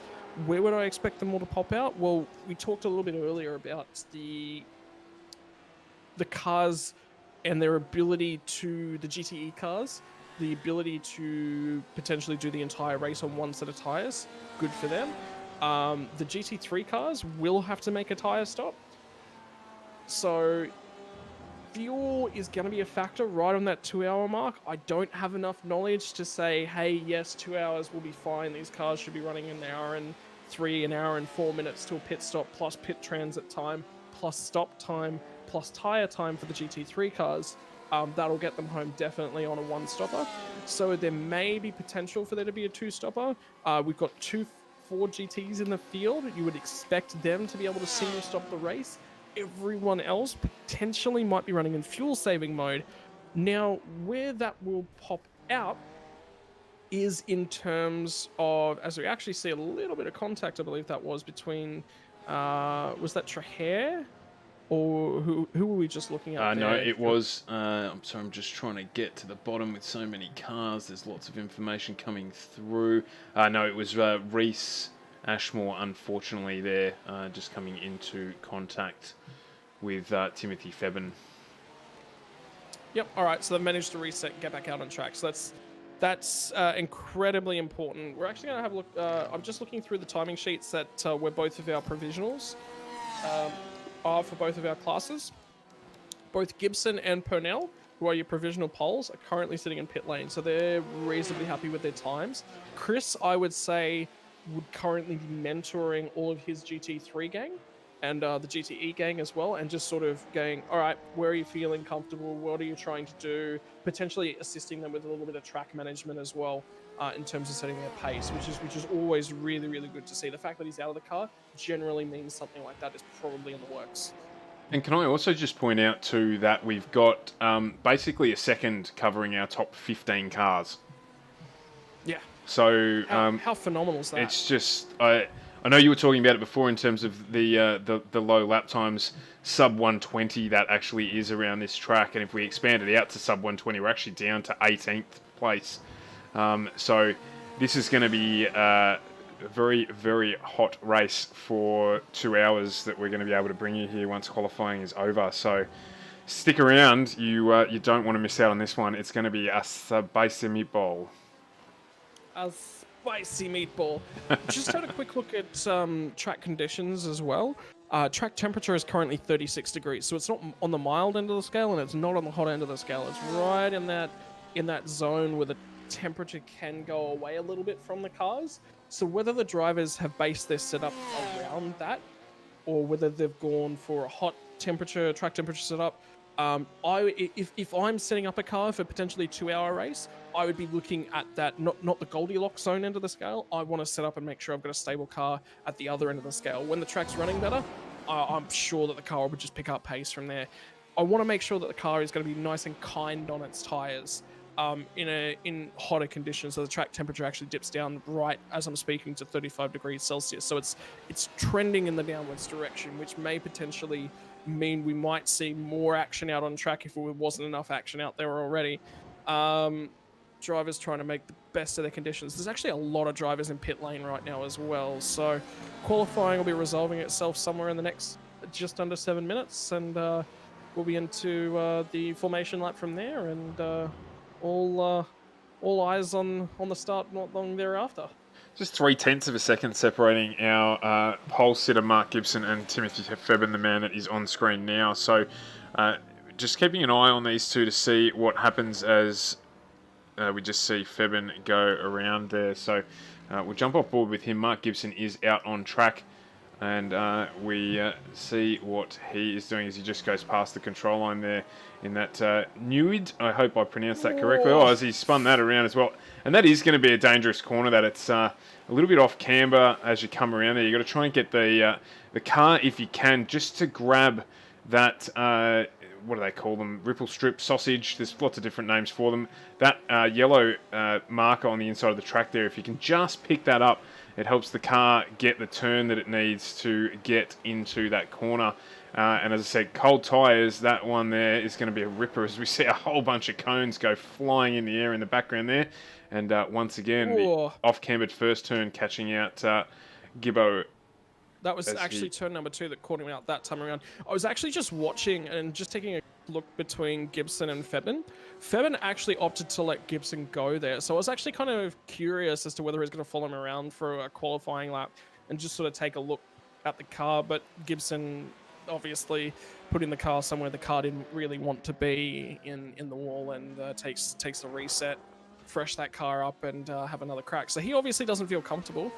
Another note, temperature is still on the way down, so we might be about to see the fastest laps turned in the next couple of minutes, and I expect to see a flurry of activity. We are on an afternoon setup here, so the track will cool over those next 2 hours, as you touched on. So it will be interesting to see how that affects how these cars manage their tyres through the race. But I think the draft is going to play a very, very important part in tonight's race, and not for the reasons that you might expect. I think if you can push yourself long on the first stint, this is the way that I always like to talk about things. I like to be able to have all the information splayed out in front of me. If there's an overlay to be had on my screen, it's there. If there's information that my spotter can potentially give me, I'm asking for it, because I'm that thinking kind of driver. That's just the way I prefer to drive a race car. Now, how that plays out on the circuit, how that plays out across 2 hours of a race. Well, first and foremost, attach myself to the rear bumper of the car that I want to be following for the entire race. Why? Let him punch the hole in the air. I want to go long on that first stop. I want to give myself options. If I think that I've got maybe potentially 2 to 3 extra laps worth of fuel up my sleeve, maybe that means I can squeak in a tire stop. Maybe that means that I'm going to have to less refuel, which means I'm going to come out potentially. It just gives me all of these options, right? In terms of flexibility. Yeah, in a 4-hour race, you get more and more as the strategy sort of plays it out across the entire period. 2-hour race is slightly restricted, but there is still a lot of opportunity there for you to put your thinking cap on whilst you're behind the wheel and potentially outplay those guys around you. Yeah, and the first start they throw definitely has to hit that 1 hour mark. They have to make it to the midway point of the race to open up that fuel flexibility that you're talking about. If they get to an hour on the same tank, unless they've been fuel saving for that first hour, they're set to run, they're set to race for the second hour of the race. As we saw all last season, it's all about setting up for that last 30 minutes. You need the clean car, you need to have had the clean run, and you need to be able then to position yourself in achieving both of those factors in a position to try and challenge for the race win. We did see last season as well a couple of the cars that managed to conserve fuel managing to win the race on basically a just on 1 hour fuel stop, but they were able to save some time because they didn't have to refuel a full tank to get themselves to the end of the race. Now, you mention all that, and all that goes out the window if your name happens to be Sweeney. Absolutely, yeah. We saw heartbreak there at Bathurst for the two guys. They've still been telling me that, as we just see Gibson there go off at turn 1, they've still telling me that they're having nightmares about fuel calculation, and they were glad at the end of the season when we announced that we weren't going to be doing any more of the 4-hour enduros within this series, because the longer format races, they're going to be able to get someone else to do the fuel calculations, but the guys bring it back together and bring it back for this season. In fact, we see there Reece Ashmore has switched across to the GT3 class for this season, choosing to pair up with Reece Grant. Jaden Sweeney pairing up with the Musk Stick, Jason Vincent Muscat. Both of those drivers in I was going to say, Porsches. do you think Reece had a choice in that matter? Because he was the one running the fuel numbers for Jay. So it was kind of his fault that he ran out of fuel. Do you reckon that Jay had a word in the argument and said, hey, I've had enough of this. I'm not putting myself in that position again. Look, Let's get myself a new teammate. There are rumours that Jay does his own picking, and I'm not going to confirm or deny what's gone on there. Although I'd be a smarter man to stick on the denial side of things, but there's always that secret spot where you just know that perhaps that might have come into the decision. So we've got just on 45 seconds to go in this one with Timothy Febben still in front. Mark Gibson here just playing the waiting game to start a lap and get into it. That'll be interesting actually, because I'm not sure that the session allows them to complete the lap that they're on. I think it has to be completed by the conclusion of the session. Now he's doing a minute 18. And I'm not sure he's going to get around with just 18 seconds to go. In fact, there's not a chance he will get around with 18 seconds to go. So what we're looking for is drivers who are already into those final sectors. So we'll just have a look here. TK, he's coming around to finish a lap there. Was he able to improve? No, he's just done a 1:21.9, so he will sit in 5th position. Lee Vandenberg has finished his qualifying session as well. So we'll just stick on board with Gibson here. We'll just see if it goes away and ends the session. I'm not sure what's going to happen, but he is on a flying lap. Timothy Febben also on a flying lap. I believe he's actually is... No, he's done. He's done. He's just come out of the pits. Oh, and Gibson's run wide, unfortunately, and that is the end of his chance to try and take out pole position. We've got basically... Have we got anyone else trying to complete fast laps here? No, that is it for our drivers. So that... Thomas, I think, might actually be on a lap. He's about the only one. He's one of the higher rated BMWs at this point. Yes, he is. You're right. Good pickup. Mario Vertanian just put in a lap. I don't think he was able to improve whatsoever. He improved his time, but not his position. Yeah. So, and that looks to be about it. Yeah, Jeff's coming around just to finish his lap now, see if he goes faster. And no, he hasn't just missed out there. So we'll run you through the grid as the grid comes onto screen here. But I can tell you that Timothy Febben, new to the series, has done a fantastic job in taking out pole position for round 1, race 1 of, well, actually it's the only race, so round 1 of the Australian Endurance E-Series at Mid-Ohio.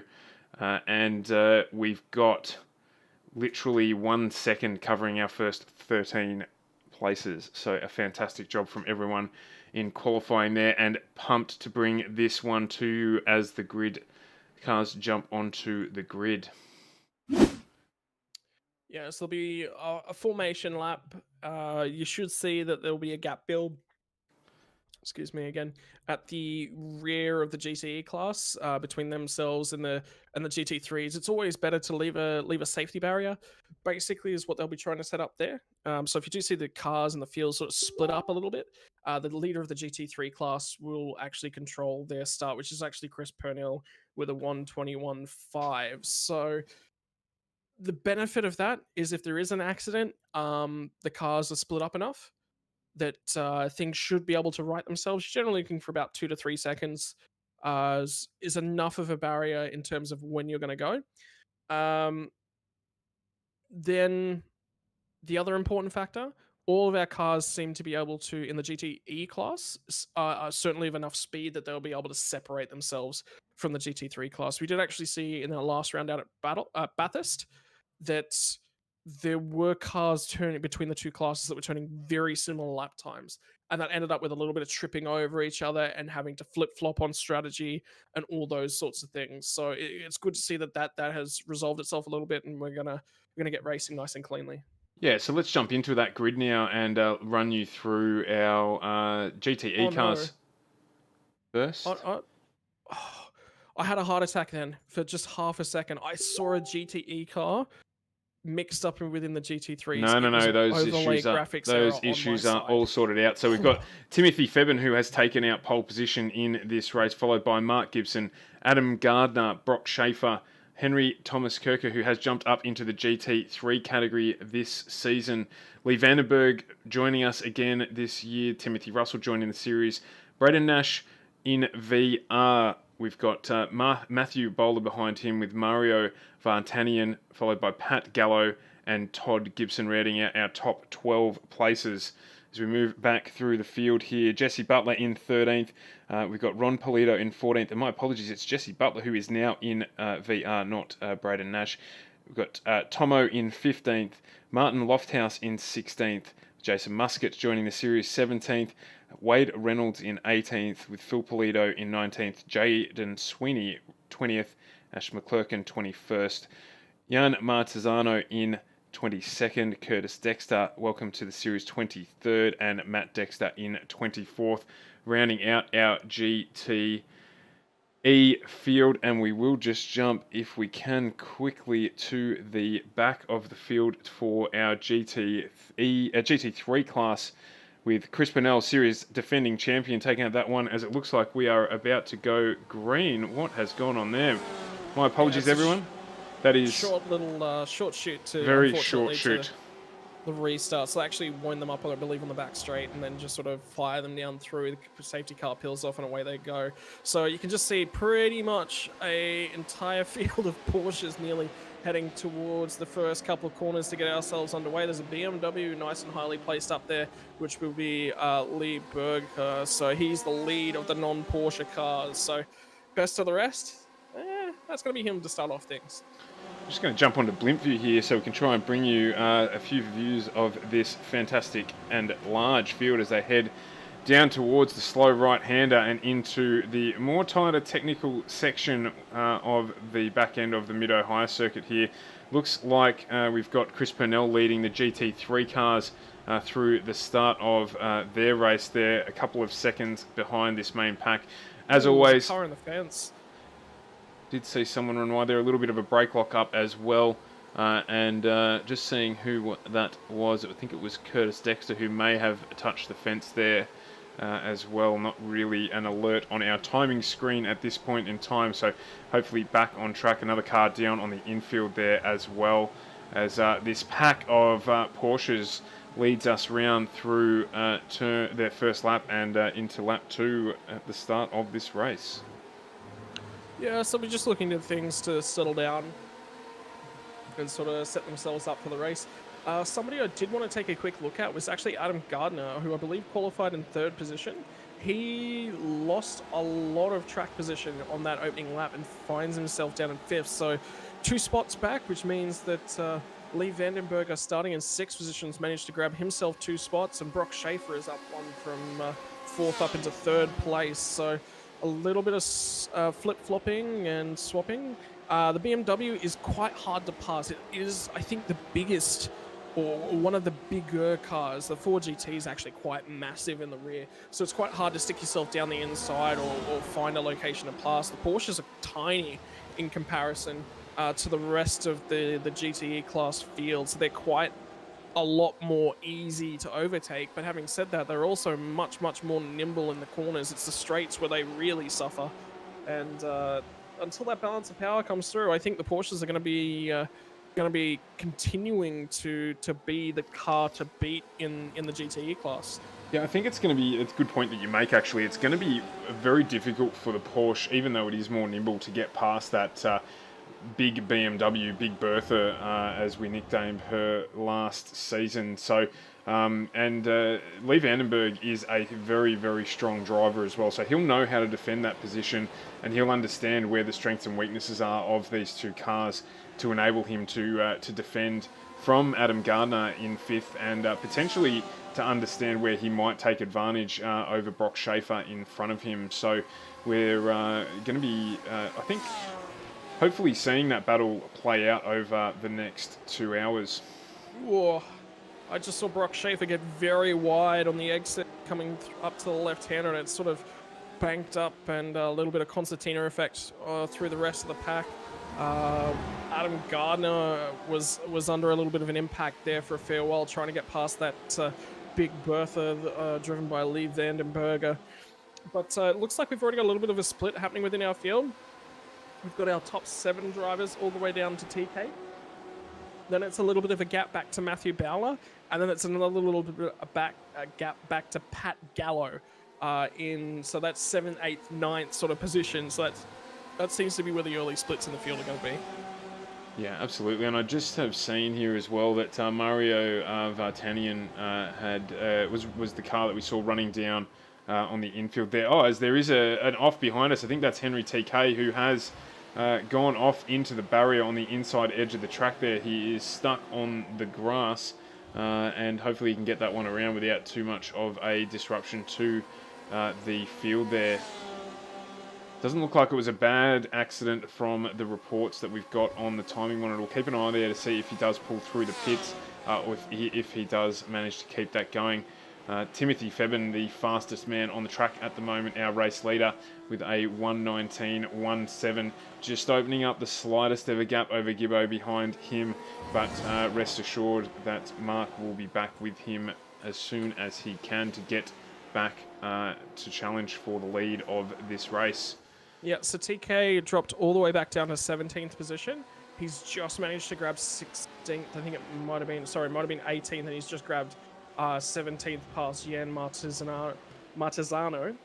Mario Vertanian, yeah, you called it correctly. He was running in 17th up until the incident from TK, which was a lot further back from his starting position. So he's managed to catch everything up. I did take a quick glance around the car of TK, and he looks a-okay. So he's managed to get that Silver Fern spun around and kept it off the wall. So it's a really good job to do that, because as soon as you're on the grass, there's just no grip out there. So he's done a fantastic job to minimize the damage.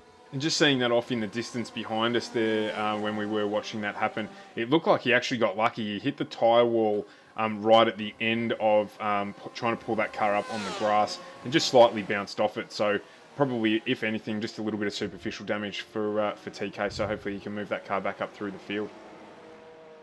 Yeah, I can't even see it. I've just done multiple laps around the car. I can't even see it. So he's doing, yeah, if he has run, well, it's so minor that it's not even... That's really good job by him. So we might jump back now and have a quick look at our GT. What are we doing there? A little bit of off-track action. Might just jump back with our GT3 cars now and just have a quick run through that field and see where that is all at. As we see here, I hadn't even looked at this gap. Chris Purnell already out to a 4-second lead in that field, ahead of Luke Traher, who is currently running in second in the sister car of that. I'm not quite sure what happened to Reese Grant there. He was running second. Yeah, on the last lap, he's found an off track somewhere. Not quite sure, but yeah, he's dropped a mile back. He's actually running in sixth in that class now. Dropped right down the field there. So we've got Sebastian Murray-Westberg, who has made a car switch as well this season, jumping out of the Ferrari and into the Mercedes-Benz in that Beaurepaire sponsored Mercedes there. So that car looking very schmick, and these guys will be a strong team through this season. Got Joshua Maynard joining us again in that black Oxford sponsored car, and behind him Dave Johnson, captain consistency from last season in the Ferrari once again. Reese Grant there, that car we were talking about. We are just right up on the back inside corner there of the car of Dave Johnson as he moved past him. A little bit of damage there on the left-hand front corner of Johnson, so not too sure where that happened. Followed by Michael Spithill, who is running that Ferrari that he was in last season, and rounding out the GT3 category at this stage is Reese Ashmore, hopefully who this season will be able to join us for the full season. He had a few issues last year. He's running VR as well tonight for the very first time, a bit like Madonna in that famous song. So he's doing his first race in that VR system there. So he's probably just adjusting to that. It does take a little bit of time, and that wraps out the GT3 series as they stand. Where are we? Stay on the GT3s just a while longer. Just as you were talking about the tail end of the GT3 field, Luke Traher actually had an off. So Sebastian Murray-Westberg has managed to slide himself up multiple places and started 29th. So what's that, about 5th in the GT3 field, now up to 26th, which is actually second in the GT3 field. So he's doing really well for himself, and it's a 2-hour race. It's about getting the car settled. It's about warming those tires up. It's about adapting to the track conditions. The track conditions temperature right now 33 degrees, and that rubber really starting to get laid down. So yeah, you're not wrong. The track condition will continue to improve. So yeah, the GT3 drivers right now, there's a few mistakes sort of coming around, which I would say is a little bit of anything. I would expect more mistakes to be happening in the GTE field because they don't have ABS, whereas the GT3 cars do. But it seems to be inverted. It's actually the GT3 drivers that are making a couple more mistakes at the moment. Yeah, absolutely. So I'm really keen on having a look in this mid pack. We've got a number of faster drivers, and I'm just wondering how much the fact that this track is so tight, and they're all in the same car, with the exception of the BMW drivers, how much that's actually holding them up. We haven't had a look to, we've got to touch on our guys in the GT Fords as well. They're probably struggling a little bit at this point in time just with the development of that car, but I'm sure they'll get quicker as the season progresses. But some of the lap traffic. Reese Ashmore is just the first of our cars to be lapped for tonight's race. Just got caught up in some of the tight, twistier sections of the circuit. So first and second, so Febin and Gibson made their way nice and smoothly past him, and then everyone else behind them got caught up in the chicane, the tight right-hander you were following, additionally slow left-hander by Ashmore, but Ashmore seems to have trickled down through the field and everything starts to be settling. So traffic management, it is a small course. Remember, 1 minute 18 seconds was the lap from our guys in qualifying, means that they are going to be having to manage that traffic quite heavily throughout the race. And I've got another statistic for you. Timothy Febin has done, of his 14 laps so far, he's only done 5 clean laps. Oh, sorry, that was qualifying. My mistake. My apologies. That was the qualifying. No. I didn't say anything. We've got him just getting up on the back here of another one of our lap traffic, which is I think Murray Westberg. Spithill. It is No, Michael it's actually Spithill. Michael Spithill. Yeah. So he's moving through that field, and as you say, this is actually we've started them out with a tough one this season. This is actually the shortest track that we race on. So next week we're off to probably one of my my favourite tracks, I think, in Road America, which is a much longer circuit. So lap times there into the 2 minutes. Nice long straights, fast straights for people to get past slower cars. So this is the one that's going to challenge everyone in terms of the lap traffic. So not necessarily the worst thing that we do have a slightly smaller GT3 field than we used to on this first round. But that will change, I am sure, as we get through next week and we get more drivers coming back to Season 2. So a good thing there, and it's, again, going to be a massive field if we get this many GT cars turning up. There is prize money involved in this for the team championship and for the driver championship as well. So these guys are going to want to invest their time and try and make sure they take home the win. Steal the thunder from Chris Purnell from last season. Yeah, and it's going to be, with those sort of things in mind, it's going to be eyes on the end of the season. Don't try and force something now. Set yourself up. Play the long game. I'd rather see... Give me a consistent driver any day of the week. I'd rather see a guy running third every single race than a flash-in-the-pan win and then 7th, 8th for the rest of the season. You can't win a championship doing that. But you can certainly throw it away. So it'll be interesting to see how the season develops, whether it is a little bit of a flash in the pan. Maybe a tighter track like this does suit the Porsches. Maybe it suits Febin more. Maybe it suits Gibson. Maybe Schaefer's mistake in selecting the wrong car has played into his hands this evening. Well, so it might well. It might well. That's a good point. I mean, the one thing that is for sure is that consistency paid off last season. And, you know, we had, particularly in the GT3 category, Brad Klink did run away a little bit with that one, but in the 2nd, 3rd and 4th places, I'm pretty sure that none of those drivers won a race during the season. Consistently finishing inside the top 5 and just accumulating points. As I say, making bank, getting them in there and making sure that they can tally up at the end of the year, so that, or at the end of the season, so that you're in contention for the championship. And that's why we saw the championships, both of them basically, with the exception of first in the GT3 class, but our other places and the GTE category went down to the last round, and that's how we want it to be. So I've just seen here as well that looks like Lee Vandenberg has gone off track. He made a pass on Brock Schaefer, and I don't know if we can bring you a replay of that one. Braden Nash also had an off track while we were talking there, but Lee Vandenberg has shifted all the way down, unfortunately, into 11th place. There's no notification there. I'm just going to bring up the off track on a replay there. So it looks like he's just out-braked himself going down into that right-hander at the end of the back straight, which is easy to do.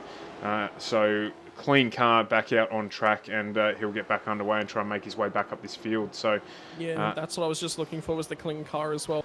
It's interesting to note that Bowler has just overtaken Schaefer as well. So Schaefer's dropping back from 3rd into 4th.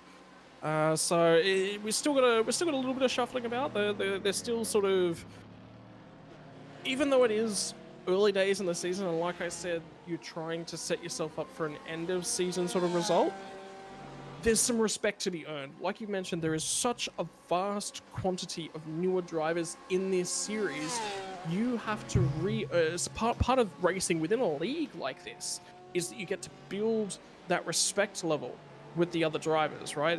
If you race cleanly, race fairly, now that's going to pay dividends at the end of the season. If you're pushing and you're shoving and you've got the elbows out and you're racing hard for every single position now, well, you're going to make an enemy of every other driver on track. And if you're in the chase for that win at the end of the season and somebody has the option of getting out of your way or not, well, they're going to remember every single moment as it plays out throughout the championship.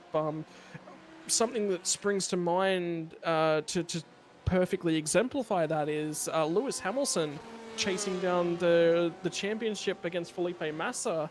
I think it was like 2008, 2009, and Timo Glock just got out of the way completely just to hand Hamilton the championship, last lap of the last race. That says a lot right there. The respect between drivers, it's got to be earned. It's not just given. Yeah, and I feel really for the guys in the GT3s here, because a lot of the time they definitely just have to move out of the way to make way for the faster GTEs. We did in the driver's briefing here that very much about making sure that they maintain their race line as best they can, because it's actually the easiest way for the faster cars to go by. When you're coming up to lap traffic as a driver, the biggest thing that concerns you is that car managing to unfortunately take you out by trying to do the right thing but inadvertently doing the wrong thing and moving unexpectedly as they go around the track. So really they've got to maintain their line. They're doing a great job so far. I'm sure that they are doing their best to get out of the way where they can to let these faster cars get through. And I mean, if they want to get out of the way to let the cars through, it's car attitude thing is very, very important. If you're driving in traffic or out on the road, you can tell very, very clearly what another car's going to do by what they do with the indicators normally, right? Obviously, you've got your idiots out there that don't know what an indicator stick is, but that's another conversation for another day. More importantly, there's car attitude. So I always talk about it with my wife when I'm out and driving. I can tell exactly where this guy's going to go already by how he's managing his car within his lane. A lot of that is very much translatable into multi-class racing in both in real life and in sim racing. The faster cars have the option of flashing their headlights. You'll see that used quite extensively. That is one of the biggest and best tools that the faster cars will have in terms of letting cars go. It's just to give a flash in the headlights. Hey, I've got the draft here, I'm coming. The GT3 cars are actually slower in a straight line. Through the corners, they're much for muchness. There's a little bit of difference, but it's more to do with the balance of the car and how they set themselves up. So, for example, large field of Porsches, mid-engine car, they're quite stable and their weight transitions through the corners quite nicely. BMWs and Fords are a little bit different. BMW, I believe, is a front-mounted engine, not a mid-mounted engine. Mm-hmm. And the Ford is mounted in the rear. So the Mercedes, big, torquey engine, uses the downshifts to actively control the pitch of the car throughout all the corners. So, keep your eyes on that, because that'll dictate how they manage the track, manage the corners. But like I said, car attitude is just so important with telling the drivers behind you, yes, I'm leaving a mark. If I'm leaving the racing line here and I'm idling on the outside line, that's a very big indicator. Yeah, go through. I want you to come through. Traffic management from both GTE and GT3 classes is incredibly important in multi-class racing, and it's not just a lead. The way that the faster class handles them, it does largely come down to the GT3 classes as well. As we jump on with the mid-pack here, on board with Ron Polito, who equally was contesting for one of those top 3 places deep into last season. So he's followed around by Pat Gallo and Timothy Russell there in a nice little battle here for 10th, 11th and 12th. Ron up 4 places from his qualifying position in 14th place and doing well. He is inside that 1 second, or lapping inside that 1 second margin to the lead guys, and definitely in the thick of things here. I was going to comment as well, just while I was observing, while you were taking everyone through some of that technical detail about how these cars drive. Just watching this battle here, and these guys have all been bunched up now for 15 laps. We've got effectively looking back from the car just at the bottom of the screen here, right back through to the Porsche just coming through at the back of Pat Gallo. And these guys have all been racing within half a second of one another for a majority of the race so far. I've seen no bumping, no shoving, and doing a tremendous job just to get into a rhythm, and as we were talking about earlier on, try and manage their way through towards the end of this race. Mistake management is the crucial aspect, as we're coming up. We're just past 20 minutes of race time gone. I believe we may have just lost Mario Vartanian. He may have had another off track at some stage, so and he's actually ended up leaving the server, so not a good opening night worth of racing for him. Unfortunately, you did see him off in the opening laps. Something further has obviously happened, and well, his night's relatively over. It's important to note, if you can get the car repaired, circulate, get back out there and grab some points. If he stays on track right now, if he just gets the car repaired, he's still grabbing 5, 6, 7 places worth of points in that GTE field. So it's, again, I'm gonna talk about it all series long, so excuse me for going over it again and again and again. But there's a different attitude to a sprint race, to an on-server endurance race, as we'll see with the 12 hours of Catalonia this weekend, of jump in the car, oh, things have gone wrong, get out, go join a new race. You can't do that in a league. You can't just, it's one race at one time slot every however often it is. As we see, actually, I was just watching Polito. Polito just had a big lock-up, Ron Polito. Changing attitude of the car then. So front right tyre for him is going to have a fair bit more of a mark on it. Needs to manage that a little bit more carefully. But staying in the race and keeping your head in the game if you possibly can. If it's a 10 or 15 minute repair window, that's fine. Stay in the car. Maybe get up, go get yourself a drink. Go reset that mind state. One of the better things you can actually do for concentration levels is go and splash some cold water on your face. The human body reacts mentally. Your concentration levels will come up with cold water. Don't ever sit yourself in a hot room if you're going to be doing something for an extended period of time, whereby your focus levels need to be high. Because what ends up happening is that the higher temperature levels, you'll just relax a little bit more. And, wow, as we've seen a big off there for Ash McClurkin. He's managed to pull that one up. Sorry to take over there. And he is rejoining the track. No damage done to anyone else there. So bad luck for Ash McClurkin there, but well done to save that one and not take out other drivers on his way through. Yeah, so it's about driver attitude. You've got to look at things as, yeah, okay, I'm not going to be making maximum points tonight, but I still need to grab as many points as possible. Everyone's going to have a bad round at some stage throughout the series. It's about minimizing your losses is far more important than maximizing your wins, so to speak. And in the case of the car that was just off track then, sorry, I didn't actually grab the name of the driver who was off track then. Oh, yeah, so it's Ash McClurkin. Ash McClurkin. So Ash has done a really, really good job to again minimize his losses. He hasn't sent the car spiraling back out into the train of cars that are currently coming past, and minimize damage to his car, minimize damage to other cars, and potentially earn himself a little bit of respect. But importantly as well for everyone else that's actually on the circuit coming by him, it's about accident avoidance. It's one of the more important aspects of becoming a good racing driver. Yeah, he shouldn't, maybe potentially there's an aspect of him rejoining the circuit that may be dangerous, but you as a racing driver will always have an option to leave that car space and ensure that your car gets through there. And you saw every single driver in that chain take avoiding action. even though that accident wasn't theirs.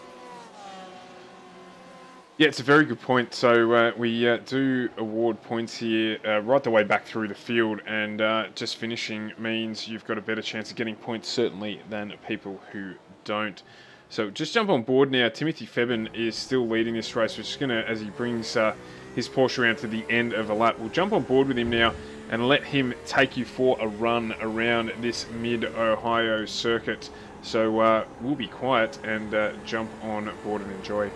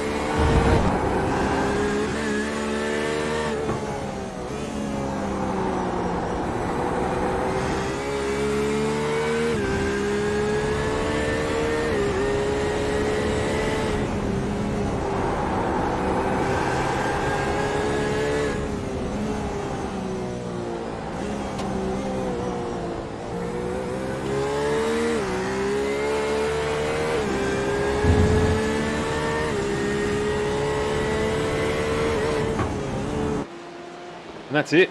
That's a lap. We're done. So just while that was going on, just keep an eye on this battle here between the NSR Motorsport teammates of Brock Schaefer and Braden Nash. Basically, the only thing you can do to tell them apart there is the colour of their wheels, respectively, on those two Phoenix window tinting sponsored Porsche RSRs. And these two teamed up in our two Enduros at the end of last season, and they took out the win at Bathurst and did also the same at the Nürburgring. So doing fantastically well together, running separately in this series as competitors, albeit teammates. So Brock incredibly quick. Braden ended up finishing second in our championship last season as well, so equally quick and consistent for him. That absolute monster of a task he actually did whilst not competing in one of our rounds at all. So scored 0 points in one round and still managed to finish in second place. Funnily enough, one race victory, 30 points behind our series winner Chris Purnell. So hopefully he can get here for the full season this season, and let's see what he can do to take out potentially this championship, steal or peel that number one off Purnell's vehicle. Just looking back through the field here at another couple of the battles that are going on, particularly mid-pack. We're jumping on board here with Jeff Thomas, who's still being hassled by Timothy Russell in that, again, Porsche. I believe he is part of the Redback race team, particularly with that Bow Repair sponsorship on that vehicle. So just giving Tomo a little bit of curry for this race so far. And again, we spoke about this earlier on with Lee Vandenberg and how wide that BMW is. As I think we've given the commentator's curse to poor Tomo there, as he has run wide going into turn 2.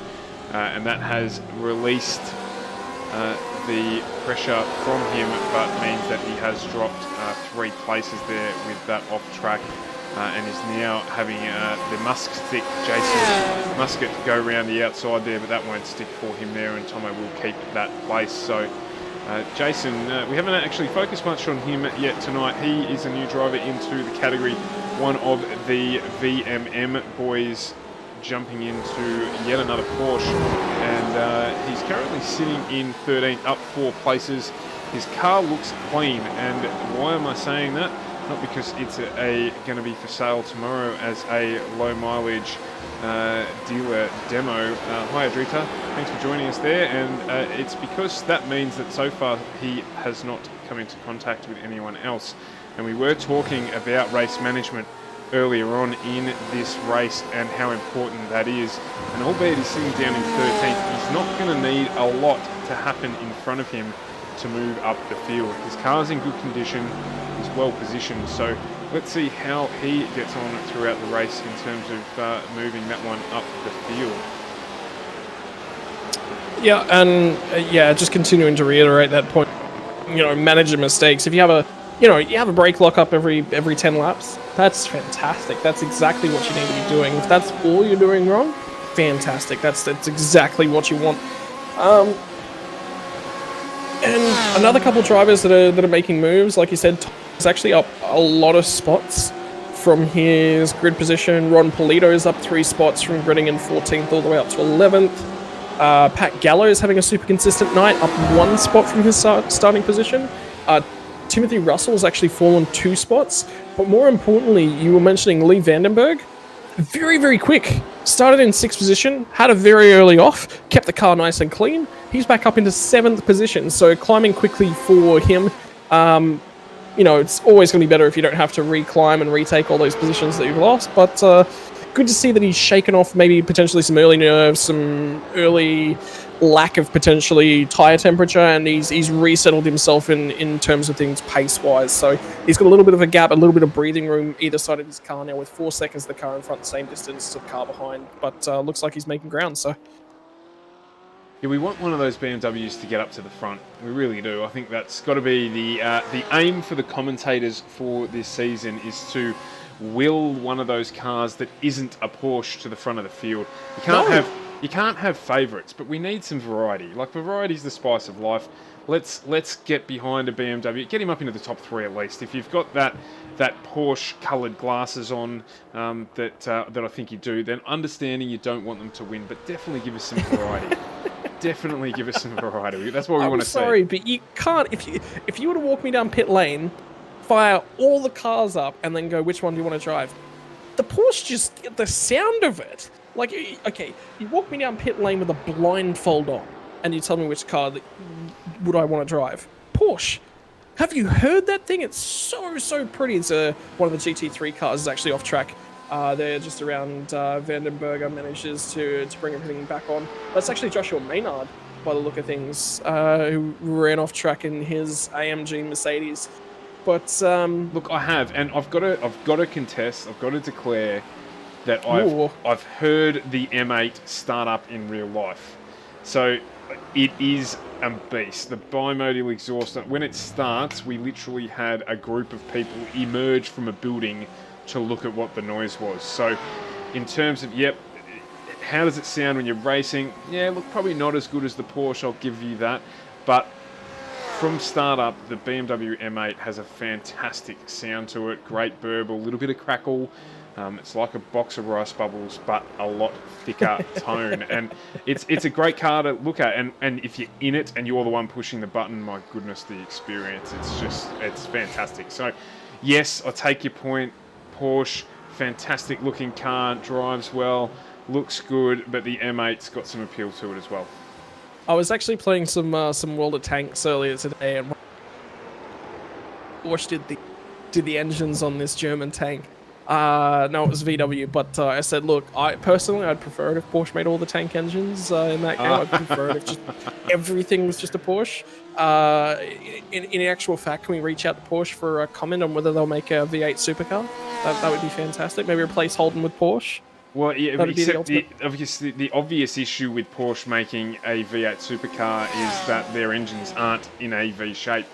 So it might cause them a few issues. They might have to go back and maybe borrow something from Audi, like they once did in that atrocity they produced in the mid-'80s that had an Audi engine in it, in the front. Boxers. In the front, no less. The Boxster engines, though, just so interesting and unique. And when I grew up, my favourite cars were Subarus and Porsches. And it wasn't until I was about 16, 17 and I started to get into car games that I actually found they used a very similar styled engine. And I just went, is that a thing? Extremely similar. They both leak in the same spots. You know, they're just extremely similar. But no, look, they are a fantastic car and a very easy car to drive. So I think that's why they're so popular. I say easy, easy in inverted commas. None of these cars are easy to drive, but you know, they're a good car to get into. Balanced? Yeah, okay, balanced. Balanced is probably a better term. Just keeping an eye on Vandenberger is actually making ground and will lap Matt Dexter right there, as well as Chris Purnell also going by him at the same time. So battles up and down the grid as it seems. There's the fact that we're over half an hour into this race and there's still less than a second in our first two cars. That's phenomenal. What more could you ask for? Yeah, well, and it just shows how consistent these guys have been and probably work together a little bit to pull away from the pack because albeit they're running with one another and still competing, there is still that advantage of being able, as a pair or at worst a trio, of using draft and that increased pace to just get yourself away from a battle pack behind you. And you can tell because you've got these two guys 15 seconds up the road from Braden Nash, Brock Schaefer, Adam Gardner, Matthew Bowler, and again Lee Vandenberg. And those 5 drivers are covered by about 5 seconds, and that's only recently happened. But up until then, they were all in a small battle. Oh, as we've seen there, Mark Gibson gone wide on turn 1 and done an extremely good job of saving that there and not losing that Porsche onto the fence on the inside of, or the outside, my apologies, of the racetrack there. So a good job from Gibson to save that. Blowing that gap out to 2 seconds and basically destroying everything that we were just talking about. But luckily we're on board to be able to see that there. So good save from Gibbo, and he'll try and make that gap back up throughout the rest of this race. He was actually faster than Febben on the last lap by 0.3 of a second. So yeah, I was literally just about to say that he was actually starting to make some ground on Febben. Whether that was about to be for an overtaking position or not would remain to be decided, and we'll never really know. The only way to do that is if he settles back in and starts making time once again.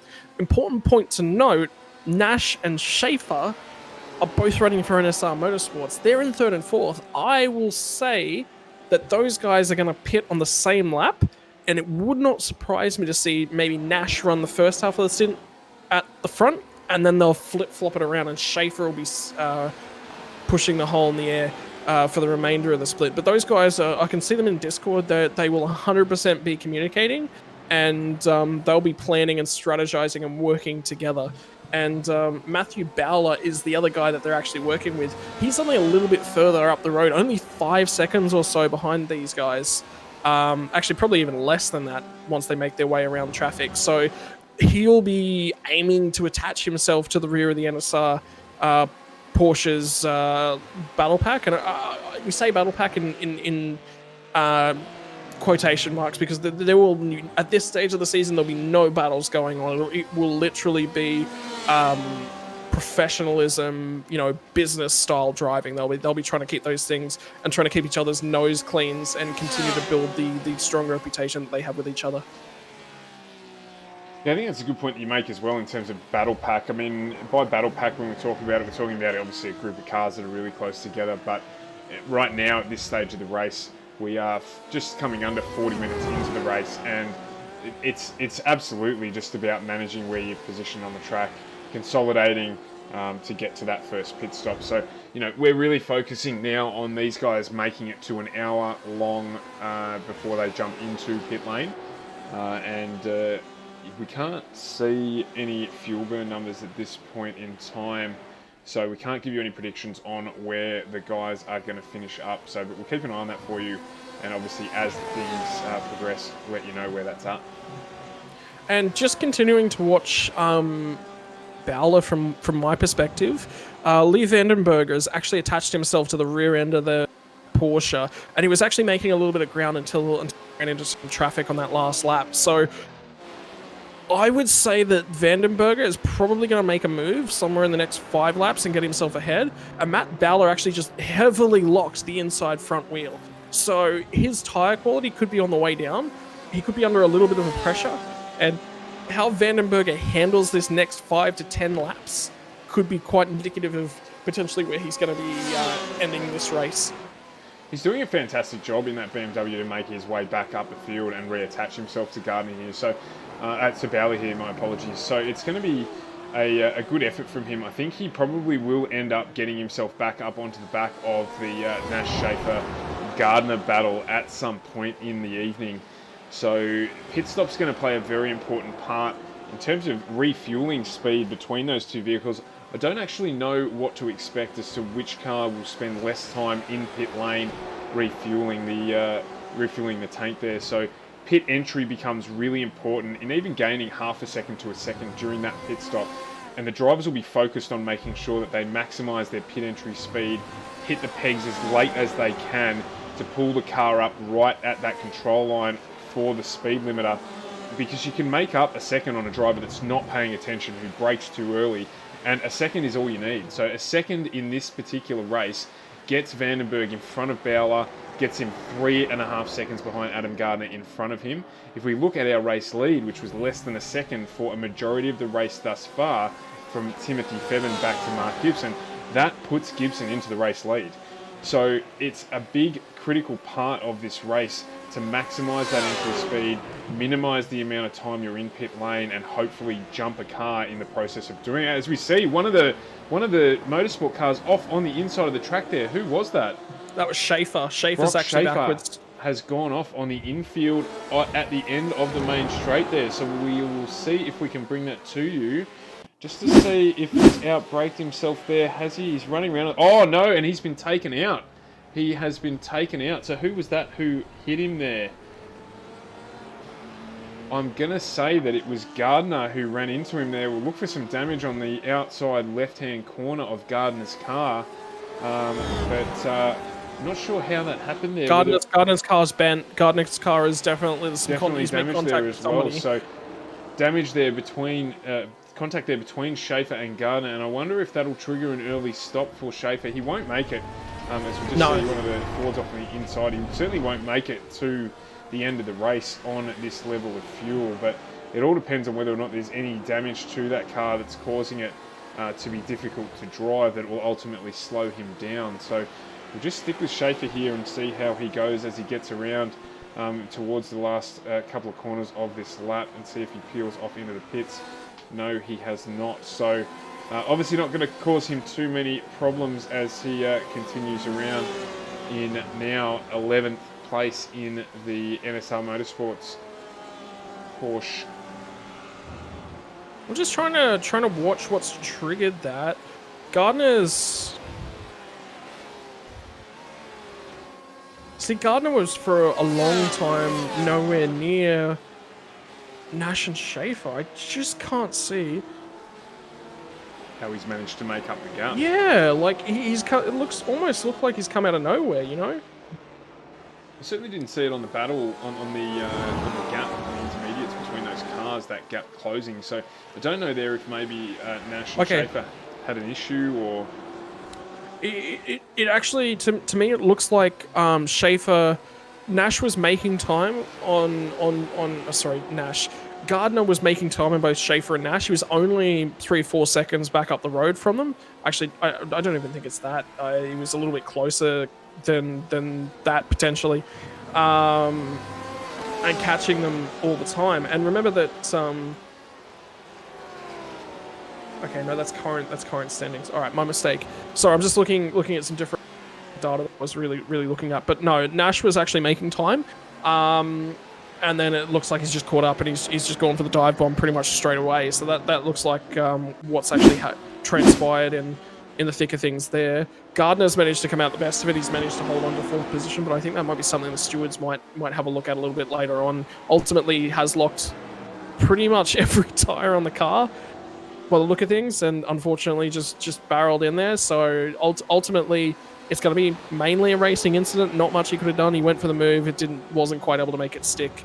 As a lot of drivers will say, he ran out of talent somewhere along the line there. So interesting as well, because it did look like he had the inside line on that one. So definitely a point of contention, and definitely I think going to be one of those things that's put down to being a racing incident. They were racing for position. I think they were close enough to one another on the turn into that turn there, and potentially just a little lack of grip there costing Schaefer sitting on the outside of that turn.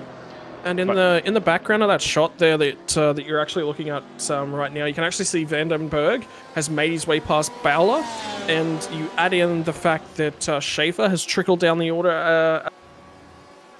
Vandenberg is now back up higher than where he started. Remember, he made the moves on those opening couple laps into 4th position, so he's nearly running all the way back up in there in terms of the order. What does this actually do to his late race pace, though? That's the other thing. If he's pushing right now, he's going to injure his tyres. He could even throw his fuel numbers out. So he is playing a risky game, and it's all triggered just by one little off track right at the start of the race. It only takes that one thing to just throw you a little bit out of sync, and be interesting to keep an eye on how his pace develops as the race goes on. Well, Nash, Gibson, and Febin all lapping faster than him in the last lap, but only just. So if he is pushing, it's working for him, but if he's not, then he's lapping at a similar pace to the leaders. It's just that early race incident that has cost him. Good to see you joining us from Launceston, Chloe. Thanks for jumping on the stream. So he may well still manage to compete. The tyre swap, I don't believe, will happen for any of our GTE drivers. So it's that fueling window we were talking about again before. So now he's less than a second behind Gardner, and he may well get that job done before he has to pit. If he doesn't, he could make up that second in a pit stop. So and get himself up into 4th. I'm just trying to think back to the differences in fuel and setup. The BMW. I have a feeling the BMW has a 10-litre larger tank. That I can't recall if that's right though. I know the Porsche maxes out at 99 litres. I have this sneaking suspicion that the BMW is 110. Yeah, you're definitely right about the Porsche. I'm with you. I'm not 100% on the BMW refueling number, but I think you're right. 110 sounds very familiar from last season at Bathurst. So that's going to be longer in the pit lane to get that thing refueled. Especially with the pace that he's pushing at as well. He has been making... I've just been watching the lap times and the differences between himself and Gardner over the last couple of laps. He's consistently hitting 119.5s. There was a slight differential at one stage. Gardner's actually wide there. That's going to allow him to close a long... I wouldn't be surprised if a move is again coming in the next couple laps, whether we're about to see some position changes again within our top group. Yeah, well, Gibson's just, the reason I jumped to him, put in his fastest first sector of the race so far. So just keeping an idea on whether or not he is going to make up that unfortunate gap that was created when he did run wide. At this stage, sitting pretty constant at around 3.8 seconds. So just had a bobble. Just coming towards the back end of the lap. So he might just lose that might push him outside his personal best in terms of lap pace, and indeed it does. So not by much though. Not by much, and maintaining pace is also Nash and Gardner. So yeah, definitely going to get close throughout these pit stops. I think they're going to be the difference. Just having a look at the differentials and laps. So Gibson lost 0.1 of a second on that last lap. His first 2 sectors were faster than Febin's, so he's making a lot of time in the early portions of that lap, and then lost it all with that little bobble in the second to last corner. Gibson lost nearly half a second to Nash in the first sector of this lap though, so the drivers are all making and losing time across different sections of the lap, which is interesting to see. Certainly driving the cars in different manners as well. I just want to keep my eye on Berger is only 0.4 of a second behind Gardner now, so this battle's about to really open up. So we'll just jump back on board with that battle that you're just talking about there. There's a little bit of lap traffic in front of them too, so hopefully not going to hold Adam Gardner up too much as he makes his way through there. No, doing a great job.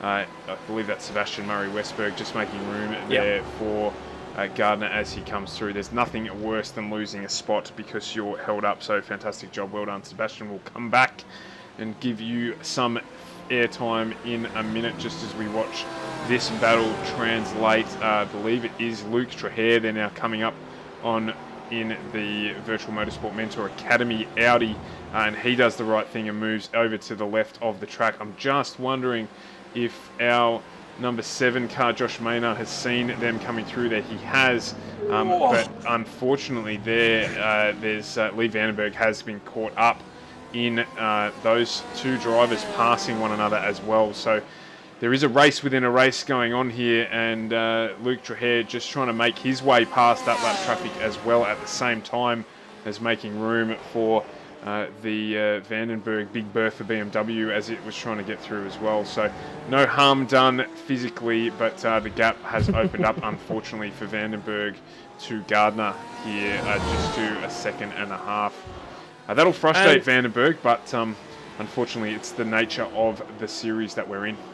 I'm going to go out on a limb here and say that I think Vandenberg is one of the probably the most consistent racers of the lot of them. Yeah, sure, we've seen a bobble from Gibson. Yeah, sure, I haven't seen anything from Febin as of yet, but that gap between Febin and Gibson has been pretty static. Track temperature has crucially now dropped to 30 degrees Celsius. So the drivers have now got a little bit more grip to play with than at the start of the race necessarily. Now, how do they necessarily adapt to that? Well, that's still up to be announced. Actually, there's been a change for position in terms of the lead of the race in the GT3 class. I'm currently registering Reese Grant as your race leader.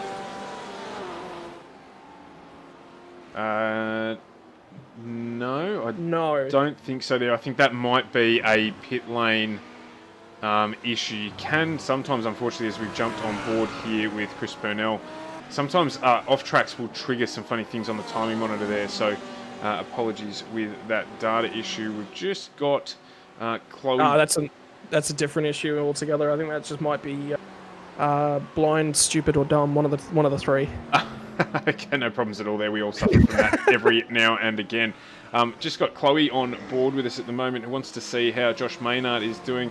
Jump back on board and give Josh some coverage. He is running his own race at this point in time, but definitely doing a good job in giving space to the faster GT cars when he needs to in that box fit sponsored Rapid Race team Mercedes-Benz, as he makes example of what I was talking about there, just letting the faster two front-running cars through on the lap. So glad to have Josh back in the series here, and hopefully at some stage he's going to be jumping on board with us in the Combox as well, as Dave GG joins us as well with a big go Polito. We love it.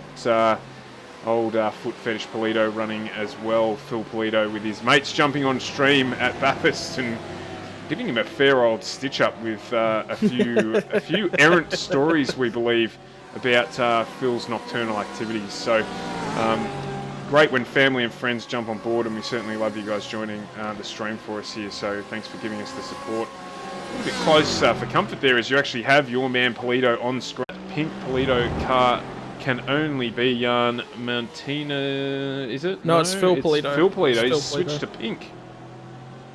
I'm sure he was in pink last season. I don't remember a pink car last season. Maybe he was. I'll check back. I, for one, support our Phil Polito Overlord, and I'm actually sporting a pink V8 supercar livery. I'm running a pink Hog's Breath Mustang. So, it's built up a cult following on the stream here, Phil Polito, just because of the comments that his friends made. So, unbelievable. I love it. But that actually looks quite snazzy, that car. I'm pretty sure last season they were running a red and a yellow different liveries. We need Evie Polito, or Evie on here, who's a big fan of the Polito brothers as well, to just confirm that for us. As I believe Ron Polito is actually just off the circuit at the moment. Is he? He's just gathered it back up and brought it back on. I managed to grab that track, one back on. Yeah, it did say there. We just had a notification to say that he had gone off the circuit. I'll tell you what, I'm actually missing having SDK and having all the notifications of where everything is. It's we will get it fixed. I'm doing it all manually, and I'm enjoying it, but it's nice when the software does it all for you. I tell you. It is a good system. We're just having teething issues, and that's okay. You know what? We've got 6 weeks of relatively nothing to do in Victoria to get it sorted out. So we'll get there. We'll get there. Rest assured, we'll get you there. What's there's a slogan of another company. I think we'll get you there. Was it a Ford slogan or Holden? A early Holden slogan? We'll get you there. Get you there. Well, no, Was you it know, Mazda? No, Mazda. no. You know what I Mazda. think it was? I think it was Shell. I think it was like a go Shell style notice. Maybe Caltex or BP. Maybe someone in the audience can let us know. We're sure there is a slogan for an automotive-based business or company that is "We'll get you there." You know what? I'm probably going to be completely wrong. It'll be like Red Bull or Vodafone or something like that. But anyway, we'll stick with what we've got. Maybe it's Australia Post. Shout out to the posties at the moment, all working ridiculously hard to deliver all of our packages as we scramble online. Racing packages for sure. I got some new fresh pedals and sequential shifter delivered this week, so I'm enjoying the upgrade myself. So. I did hear you mention that earlier in our NZSR broadcast that you'd got yourself some V3s, I think I heard you say. Yep. So what did you upgrade those from? Logitech. So it's a huge change.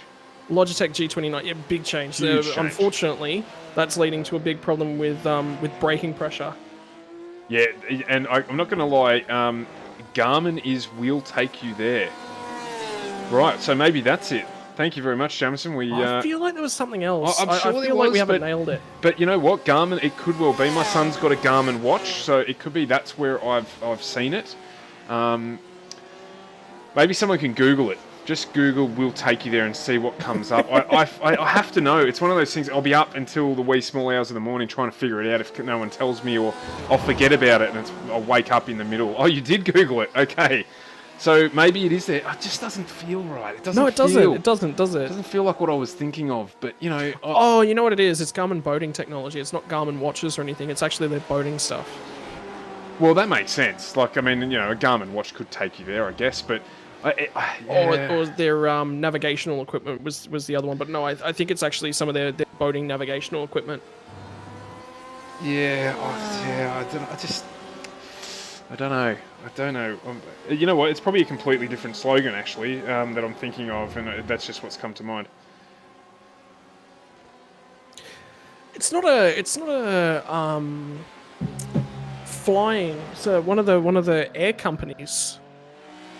That's what I've jumped on the phone. I've got to find it because it's gonna annoy me now, and unfortunately you'll hear me talk about it for the rest of the coverage until I find out what it is. So, oh gee, what did you do tonight whilst you were broadcasting, honey? Not much. Had discussions about what advertising slogans neither of us could remember. Well, you know what though? It's interesting. It's like that. Wasn't there that logo game? Are we sure not a massage parlor somewhere? I hope my wife's not watching. No, though, but, you know, look, it could be, and I guess they do. You know, I've heard rumours, maybe, that they do get you there. But no, that's definitely not where I heard "We'll get you there." There is somewhere. What am I looking for here? I'm looking at, and you know, there is a race going on in the background here. We'll get back to that in a minute. No. Race isn't important. Advertising slogans, only important thing right now. Race will evolve. We're hitting those critical numbers now, actually. We've just passed the hour mark. Or we're coming up on the hour mark. Yeah, sorry, my in-game is counting the formation lap. Just got that about 50 seconds to go before we do hit that critical timing. Best entertainment right now. Thank you very much, Chloe. We're having a great time. Yeah, if you're not doing, we are. if you're not doing very much during the pandemic period and the lockdown, as you Victorians are currently, New South Wales is about to run into, pick up iRacing.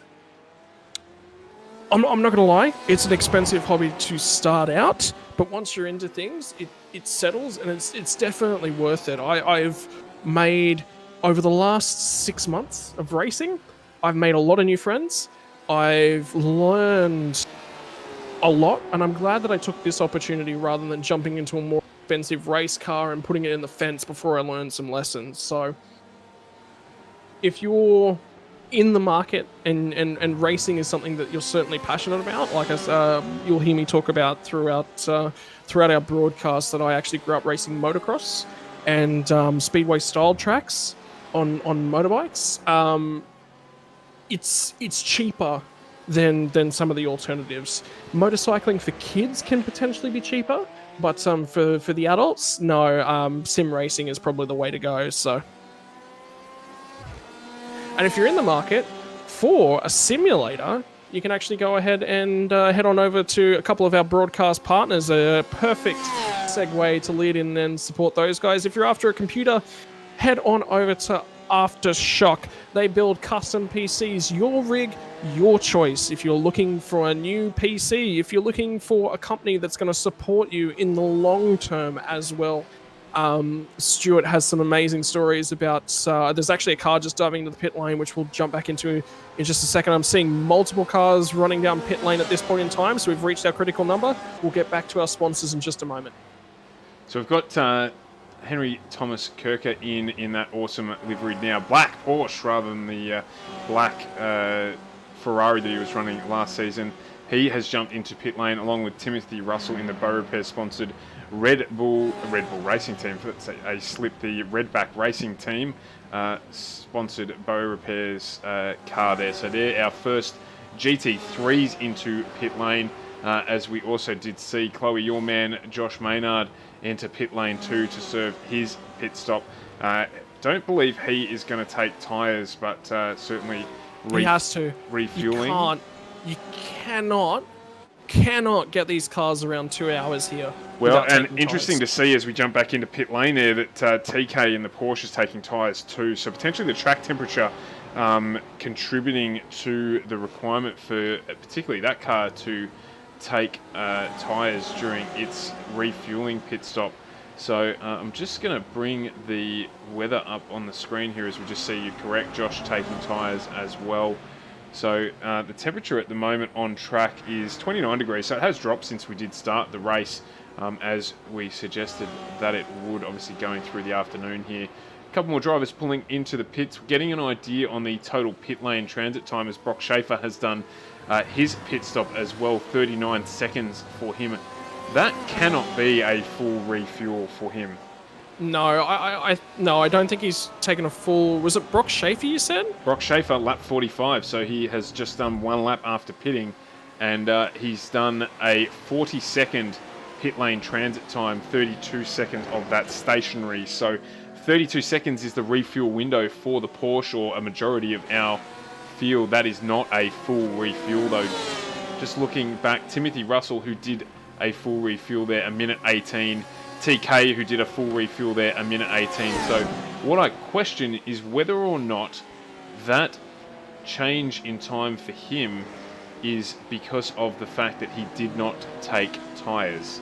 And we've seen it before from Brock. He is excellent at managing tyres on his car. So there's every chance that that's the difference in the stationary pit time of around about 23 seconds between those that we know did take tyres and Brock Schaefer, whose pit stop we did not see. So that, if I was a betting man, is going to be what I'm going to put my money on there. I said that I would expect most of the field of the GT cars not to take tyres. What I'm potentially thinking from the side of TK is that why not? Why not take tyres? What's the difference between taking tyres? He takes tyres now. He's potentially giving himself a much better fighting chance at grabbing some of these spots back, is probably what's going through his mindset. And the other thing is, it's a slightly longer stop. Maybe he needed to do a loo run. And if that's the case, grabbing tyres at the same... He's going to be static anyway. Why the hell not take tyres again? So, you know, there's a few factors that could be bottling up there and all sort of coming together. But from his perspective, when he slid a long way down the field, yeah, I think if you're unsure on how the car's traveling, do the safe option, take the tyres, because then you can race a little bit harder.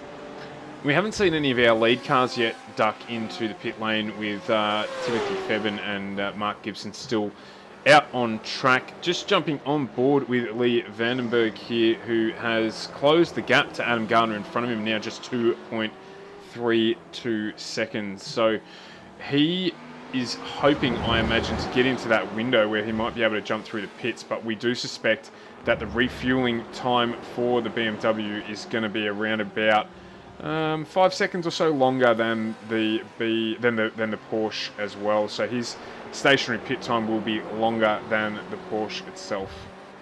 Something else to consider, Lee might dive into the pits in the next couple of laps, depending upon how he's going for track position. Gibson's in the pits. Gibson and Febin are both in the pits. So that puts Adam Garner into the lead there. We'll just take a look at this changeover here to see if there is any movement between Febin and Gibson. See if they take tyres or not. As I think that's Jaden Sweeney just pulling in behind them as well. Yes, it is, to take his pit stop. I can't tell if Febin's up on the jacks. He's just done a splash and dash. Yes, he is up on the jacks there as well. So Febin taking tyres. That's a very weird looking Porsche. It's got different wheels. No, there's multiple cars in one pit bay there. So he did take tyres. However, that car did come off the jacks as he leaves pit lane. And again, 56.18 for him. So Schaefer doing the tyre dance again in this race. And that is going to help him move up the field as we adjust the order based on those pit stops. Gibson is in the pits for a very long time. Well, remember, he did have that slide off, so he might have some under tray damage that he is repairing. Wouldn't suspect it would take I'm him interested that to long. see whether that affects the race result at all. I'm honestly not sure. Gardner's in the lane. Just want to quickly Gardner's out of fuel. Is he? Has to be out of fuel. He is out of fuel. He's trying to get that car back around to pit lane. That is not good at all. You can see him there clutch starting the car to try and get it around to pit lane and rolling. This is going to cost him a pole test. Oh, wow. As Thomas it is there, who just manages to miss him. A big problem here for Adam Gardner. He is out of fuel. Just tow it, mate. Tow it. Just tow it. Just get out of the car and get it towed now. You're going to get yourself off the racing track, out of danger, and you'll get yourself back to the pits a little bit quicker. It may not save him any time, but he may not get it round there anyway. And there it is. Yes, he has. He's got that one towed. So that's not going to help him at all, obviously, as he slips way down the list now. And it is Braden Nash, who pit adjusted, is actually in the lead of our race. Now, do you know how that has happened? He equally has not taken tyres. So he is going to be in Conservation City for the end of this race, and he has got a hot and heavy Timothy Febin breathing down his neck. That is going to be a very long last 50 minutes for him. Timothy Febin there in second place. Fresh tyres, 3 seconds back down the road. You can see them on the same screen. So it is going to be, as you say, an interesting finish for them as they try and manage tyres until he's going to have to defend his position at some stage from Febin. Interesting to see how he settles because, again, like you said, it was a splash, but it looked a short splash. I think he's going to be fuel saving. I don't think he's confident that he'll make it home. If his numbers, just ask Sweeney how bad the numbers can fall and when they're not in your favour. So he's thrown the dice, but I think he's thrown the dice in the right direction. Well, this move from Schaefer as well has moved him up into an adjusted 5th position with still waiting on Wade Reynolds to take his pit stop, currently running around in 4th there, just locking up as he heads around that top end of the track. So our adjusted order is actually, and Wade Reynolds is in the pit, my apologies as well, the timing screen telling some porky pigs here for me to bring it to you all. So Schaefer now up into 5th place as a result of not taking tyres. Now, hasn't taken tyres, that's obviously the downside of it. The positive side of it is that it's moved him out of the mid-track. Oh no. Reynolds is backing down pit lane. He's missed his box. that is not ideal. It means that Schaefer is now running with cars of similar pace to him, so he will be able to push and manage his race a little bit differently to Nash, who's going to have Febin breathing down his neck, if I'm any judge, in around about 4 laps time. So a little bit of a different same strategy, but a little bit of a different outcome for both of them. I think it's going to work out more in Schaefer's favour, as it's moved him into the pack of cars he wants to be competing with, rather than battling in the pack with cars that probably 1 at most seconds slower a lap than he is in that Porsche. Okay, I'm just trying to have a look through the field, see what else we can pull up. So Reynolds is gonna just get deleted out of this group. He's completely and utterly missed everything. So completely just ignore him for now. Gibson has popped out 15 seconds adrift of Febin, but I'm curious as to whether Gibson's taken an excess of fuel so that he doesn't have to fuel save. And potentially so. I mean, particularly in that BMW, we're not quite sure. In the Porsche, yeah. not quite sure how that fuel load's going to carry them through to the end of the race. He's definitely taken at least 2 seconds of extra fuel. Because I can now confirm. Actually, more information just coming to light. Bowler hasn't taken tyres as well. So all 3 of the NSR Esports Porsches haven't taken tyres, and the rest of the lead bunch have. I'm fairly certain that Vandenberger has taken tyres. He spent an extended duration in the pits, potentially cleaning up some repairs. Definitely taken tyres. Yeah, so he's 20 seconds adrift of Schaefer. Man, the NSR Porsches have all rolled their dice the same way. And have a look at this little battle going on here as well, as we stick with this this view from the blimp. We've got that man that you're talking about there, Vandenberg. We've got Russell behind him. We've got the Musk stick, Jason Muscat, in behind him in this little battle group of 3 cars. And I was talking about it just before. The benefit for Schaefer in not taking tyres is it gets him out of this pack. He's not going to have to defend as hard. He's not looking behind his mirrors. In his mirrors, he can concentrate on the road in front of him and try and catch up to Bowler, who's about 7 seconds up the road from him. So the difference between those 2 outcomes, that little bit of extra time that Vandenberg had to spend in the pits, either getting a little bit of fuel and maybe some small damage repaired, has pulled him back into a pack of cars that he doesn't want to be battling with, that he equally has to defend his position from, and that will cost him time. It's got the strategy. We've got another 40 minutes or 45 minutes or so about the other end, so it'll be interesting to see what happens from there.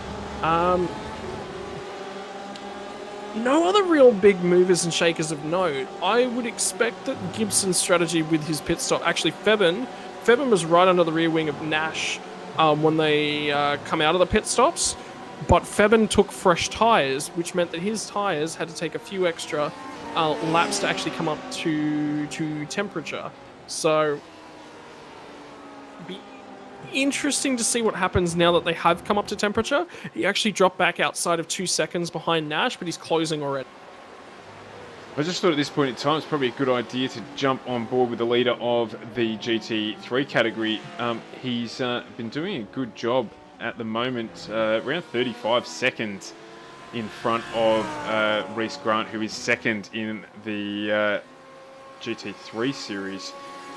It's been a quiet race for Purnell. He's managing well so far. He's kept his car clean, and he's completed his pit stop on lap 50, so just on 2 laps ago. So he'll be fueled up to the end in that Audi, fresh set of boots, and off he runs to the end of this race to take home, hopefully for him, a full bag of points. So a good start for our defending champion to take out, potentially take out, I should say, the race in the GT3 is looking good for him so far. Yep, so everything's going according to plan even after switching cars. 15 seconds back to Grant, pretty much thoroughly in control. Just taking a quick look at Luke Traher, he's only 7 seconds adrift of Grant, so it'd be interesting to see whether he can put his head down and throw caution to the wind after chasing after a second place, or whether he just decides he's happy with third. So that's the way that things stand, and probably how the drivers will be thinking in regards to the remainder of the GT3 race. I'm looking for a few more movers and shakers in terms of grid position. So grid position for Nash was 8th position, currently running in the lead. Grid position for Bowler, 9th, currently running in 4th. Grid position for Schaefer, 4th, had that big spin as a result of contact with Gardner. Gardner is a lap down now. Gardner's no longer on the lead lap. Something's happened to him along. Did he not run out of fuel? Oh, that's right. That's what happened. Yep. Okay, so that's what happened with him. So he started 3rd, now running in 15th. TK is just out running. He's the lead car, no longer on the lead lap. And 17th was the start for Musk Stick. He's now up into 9th position. That's a really good run from him. Yeah, he's going to be one to watch through this season. He does a lot of racing, a lot of GT racing, so expect to see him perform well as the season progresses. It'll be interesting to see what happens from there. So as we get into, what have we got here now, 40 odd minutes to go, we're going to just take a very quick break here to refuel ourselves until the end of this one as well. So we won't be gone for the full 8 minutes that we normally are. I know none of you probably count actually, to be honest, but normally our intermission is 8 minutes. It's not going to be that long tonight. I'll jump back in after just going and topping up my water bottle here, and we will be back with you in a few short moments.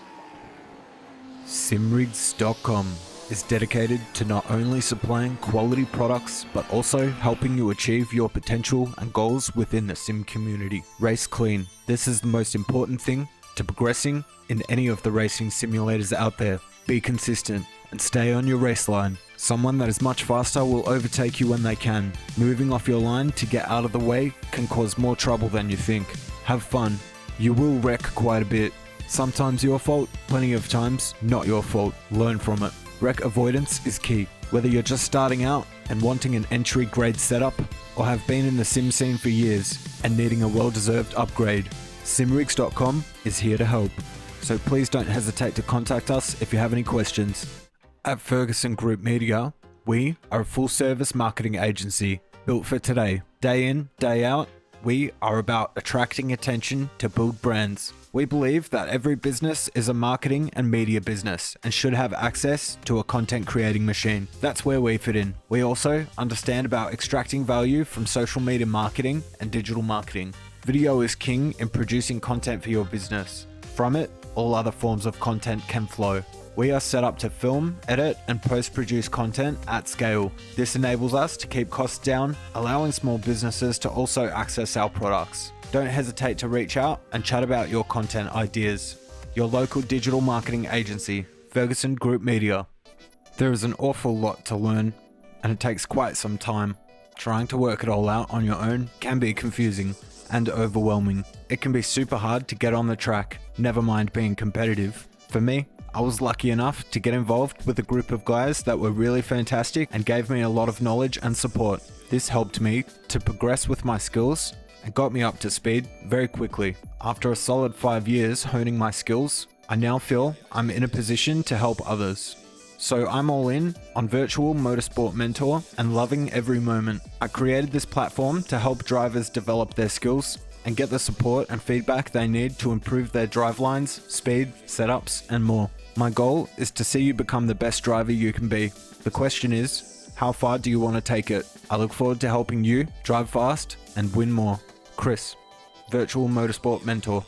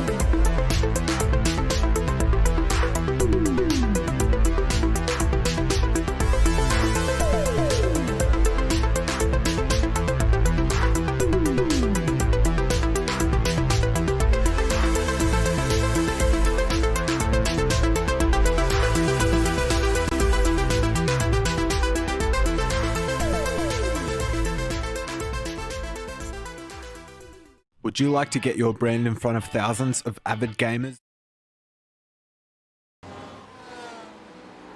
And we are back.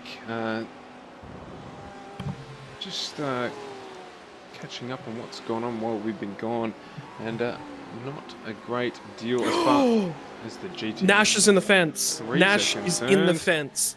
And we've come back right at the right time. You have just caught that. I was looking at the timing screen. Let's see if we can bring that up for you. We should be able to. And wow, we've had... there's been a heap happening just in this short period here. We'll bring you this replay. What's going on there? Oh, it looks like Nash has got caught up there with... was it Bowler behind him? Jesse Butler has got caught up with Nash there. So that is unfortunate. We've had a couple of other offs. Nash came back onto the track there and managed to make his way back on. So a little bit of damage there for him, unfortunately.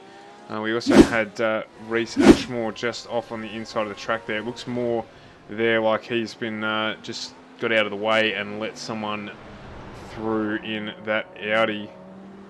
Has that got damage? No, it hasn't. So Reese Ashmore now in pit lane getting a new set of tyres on that jigger. So it's, you know, early days for a lot of sort of settled and settling themselves into the field. What I want to see from Ashmore is that improvement across the season. It'll be the same from me. I have no problems with anyone starting at the bottom. That is the best place to start, in my perfect opinion. You know the good news? You can only go upwards from there. Can't go backwards. And it's a new car for Ashmore as well. He's not spent a lot of time in it last season in the races that he did race with us. He was in the M8. So with the team that's around him, you can certainly rest assured I think he'll improve across the season without a doubt. So something else to note, the margin when Gibson came back out of the pits to, I believe it was Gibson to Febin, was somewhere in the realm of 15 to 20 seconds. My math might be incorrect right about now, but I think it's about 11 or so seconds. Yeah, we do. So we're just under 10 seconds, just under 11 seconds between Febin in first, Gibson in third. Braden Nash with that off track, that gap has closed significantly to second place at just on 2 seconds. So keep your eyes peeled for that one. That's going to close up as it draws towards its conclusion. Bowler is a very distant fourth place. He's sitting 19 seconds adrift of Gibson. Schaefer is his teammate, is about 6 seconds further back down the road from him. Russell is the next car on track, which means we've lost Vandenberger at some stage. He's gone a little bit haywire. Just having a look back here, yeah, he did have an off track while we were gone, so it looks like... Lap 56, yeah, he's lost 10 seconds. A little bit of action there, so just bring that up as a replay as well. Oh, he's just dropped a tyre off. That's unfortunate. Oh, and he's got very lucky there that the barricade... Oh, did he jump off track? He did, he got towed. No, he didn't. He got back on there. So lucky there that the tyre barriers are quite low, so his wing not getting damaged. So that won't affect the car too much. They're a little bit forgiving here at Mid-Ohio, which is good news. Also noticed there that Todd Gibson just had an off in the Gibson brothers car.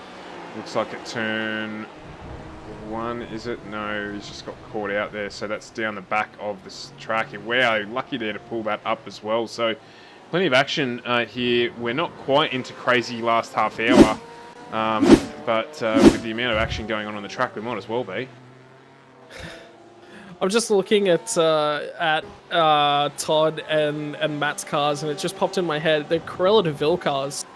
Remember that? The crazy hairstyle. I'm not going to lie. I can't see the Dalmatians anywhere though. Where are they? In the boot, under the bonnet. We should call the RSPCA on them. You can't carry dogs around under the bonnet, and certainly not in a race car. So maybe they're trying to squeeze a few extra greyhounds. Sorry, I mean horsepower out of their cars. That's true, and I know they are only puppies, so you know there could be anything. There's another car pointing in the wrong direction that was just off the track then. I think it might have been Sweeney, actually, as I was looking at Gibson's car. Just, might have been texting while he was driving there and just drove straight ahead a little bit as he was going into the right-hander. And that, you know what, that actually is one of the harder corners on the track. It doesn't look like it, but the car, particularly the Porsche, loses the weight out of the nose of it, and it can be easy for you to push wide.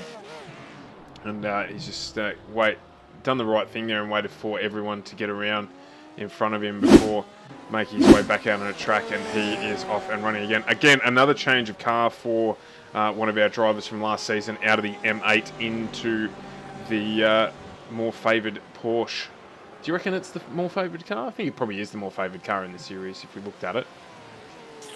I don't know. It's close. I don't see that many Porsches running around the track, do you? It's close. No, I mean, aside of the 3 BMWs in the top 19, the rest are Porsches. So very much almost a one-make series here, but that may change as the season progresses. Hopefully we get a few more entries here. I'm absolutely delighted with the turnout into round one. 32 cars in round one of a season is absolutely fantastic, and it continues a trend that we are seeing. We were talking about it earlier in the show, where we're getting these big solid grids week after week.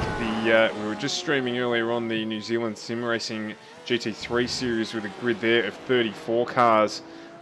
So it continues, the racing keeps getting stronger, and there's plenty of racing to go around. So, and don't forget as well, you've got the ANZ broadcast we bring you on Wednesday nights. The 87s, they are an absolute phenomenal drive until you find the rear end of the car in front of you. No idea what I'm there though. The good NASCAR series that you brought up there, yeah, the 87 NASCAR Grand National Series that we're broadcasting on a Wednesday night. If you are into the oval track stuff, we're talking Tom Cruise, we're talking Days of Thunder, we're talking unrestricted horsepower, and low downforce makes for exciting racing. We're at Charlotte Raceway with that. Suspension. Yeah, soft absolutely. suspension as well. That's another big factor. At Charlotte Raceway in those next week on a Wednesday night. We haven't dropped this one on you yet. I was listening to you talk passionately about the race coming up in Spain on Saturday night, which 981 Motorsport, our team, is participating in as well. So there could be the boxing gloves are going to be out. The elbows are going to be as some wide as they can possibly be. Very wide open doors in that Porsche that we're running in that car. Oh, in good. That series. We may even have to, I'm sure as a car enthusiast, you would have seen Herbie, the original Love Bug. Oh, yes. Way back in the day. We might have to, turn your spare wheel into a pizza, maybe undo a few of your wheel nuts before you leave the track, just to make sure that this rivalry starts out in the right fashion. So that's going to be on from 11 o'clock. We won't be bringing you the full broadcast of that one, but we will be bringing you the portions of the race where I'm not driving. So I don't believe I'll be starting, just waiting to finalise team numbers there, but I don't believe I'll be starting the race. So I'll bring you the start of that one. I'm fairly confident I won't be starting the race either. I'm fairly convinced, just to interject, that Sweeney is absolutely texting while he's driving there. He just took out all of the cones on the straight as he was driving down the back of the track. Thanks for your question there, Saren. Who are the drivers to really watch in this race? Well, I can tell you, if you've only just joined us, and thanks for doing that. There's a change for the lead.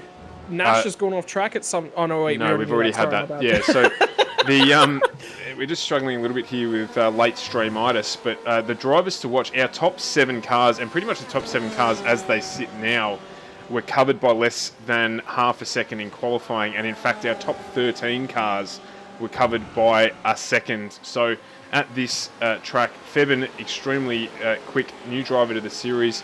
Braden Nash was our second place finisher in season 1 in his Porsche.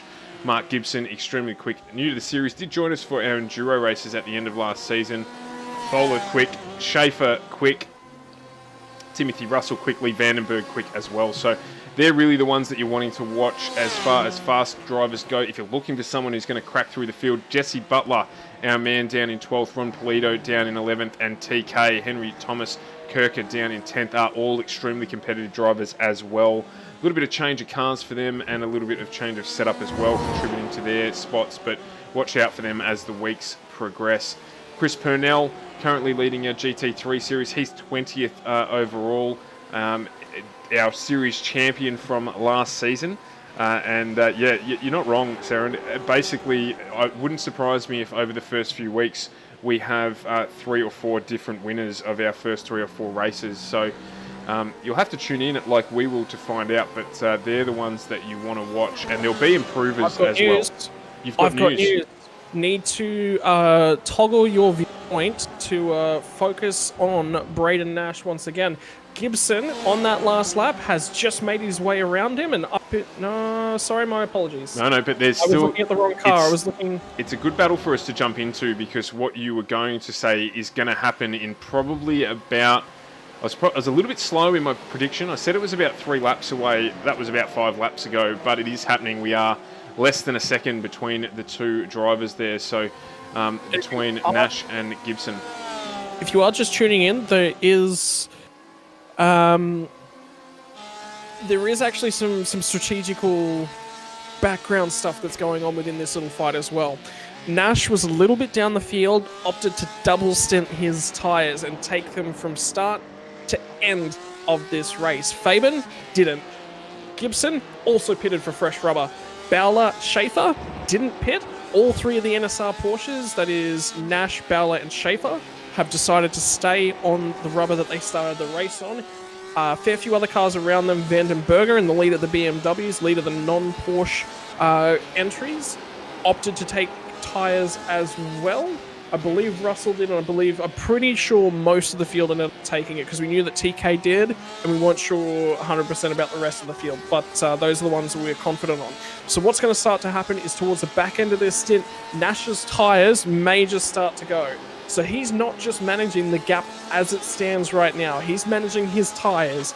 He took a splash and dash, so he might be fuel saving. He might be fuel saving quite extensively. So he may not even fight Gibson. He may just let Gibson go and sit right there in his wake and absorb all the benefits that that draft will offer him. And what we've got on screen here as well, we've got Ron Polito and Jesse Butler in those first 2 cars you're looking at there. Ron in the red, Jesse in the blue. They're battling for position. Right behind them is Braden Nash and Mark Gibson coming through as well. So there's 2 races going on here, and they're all in the same car. So relative lap pace of these vehicles very close. There's less than half a second between the overall lap speed of the cars. So Butler is an extremely good driver. Just jumped into visual reality, or I should say virtual reality, for the first time to run in this race. He's had that set for a day, so he's still adjusting to that. He will be up the front towards the front of this field next week without a doubt. So the drivers that they're trying to get past are extremely quick. And at this short track with the few passing opportunities that it presents, albeit they'll be getting blue flags, lights flashing, etc., as Butler does pull to the inside, it's not the easiest place for them to make the pass. So that's helped Gibson, as you can see there, close right up onto the back of Nash, and he will challenge for second position, I have no doubt. And if I'm in Butler's shoes, I think that's the right move. He got squeezed a little bit by Ron Polito on the exit of the flop on that last lap, nearly track position. So what he's done is now he's grabbed a big breath of fresh air. He's sitting in the draft. He's hopefully going to get a huge tow. And who knows, maybe this sets up Mark Gibson for a dive here onto Nash as well. Yeah, I think he's got the overlap. Yeah, I know. I think erring on the side of caution there, a little bit too far back, going into the braking zone to make that stick. Coming up on the back of Josh Maynard here, a lap car, he will do the right thing and make room for them. And this will continue to be on into the next lap. So Josh doing a fantastic job there, just keeping wide. Well done, Josh. We appreciate it. Thank you very much. And allowing these 2 to continue this battle for second place. As you said, Nash with the old tyres, Gibson with the new tyres in the same car. So whose strategy will play out best? Who was that off the road? We did have, that was one of the other Gibson Motorsport cars. Todd Gibson, yeah, just off on the outfield there. As we head back around to turn 1, what I'm going to do now, because I think we should, is we'll jump in the Gibson Motorsport car run by Mark Gibson and just see what he's thinking. If we jump on with the roll bar view here, it'll give us the better perspective of where it is that he might be able to pull through a gap. We're expecting a move down the inside here on this lap, I would suggest, by Mark Gibson on Braden Nash. We'll jump onto that battle soon. Uncle Hutto, thanks for pointing that out to us. 13 to 15 looking tight as we jump on the left-hand front wheel here. Is he going to get it done? He has got the overlap. He's going to get this job done. And as you can see there, we'll see if there's a crisscross move here. Oh, he's right up behind him there. Nash just giving him the curry as well as he's trying to make his way back through. And this isn't over. We'll try and see if Gibson cuts and runs here on the fresher rubber. He's done a fantastic job there, making his way back up after the pit strategy play by the NSR Racing boys and back up into second place. I tell you what, Gibson might have been held up by Nash. So it'd be interesting to see. Now, remember we were talking at the start of the stint how the gap was out 15 to 20 seconds?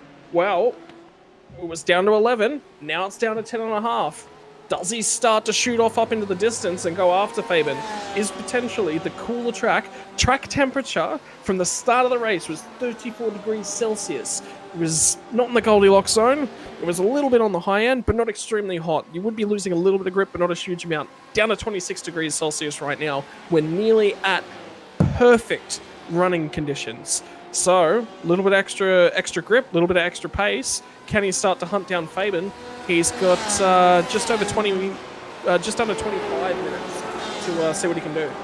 So we just jumped on here for Uncle Hutto to Adam Gardner and his battle with Martin Lofthouse. There's just about a second gap between these two Porsches fighting out for 13th and 14th place. Wade Reynolds a little bit further back down the track, about a second behind.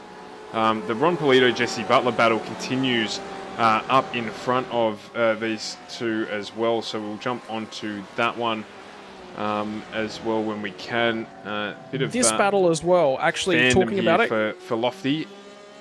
Gardner is going to be able to hunt down Butler. Remember, Gardner went that extra lap too far, ran out of fuel in that Porsche, so he's got an option here. His last lap was a 1:19.0. The car he was ahead, actually Ron the Polito, fastest man on the track. 1:21. So that's not done either. There is a fair gap there, though. We're looking at 38 seconds between Polito and Gardner. As I'll just change the camera view here so we can actually look at some cars. And we've got not probably enough time. I mean, we're talking a couple of seconds a lap. We'll see that. I'll try and grab a replay of that there for you, Hutto, as well.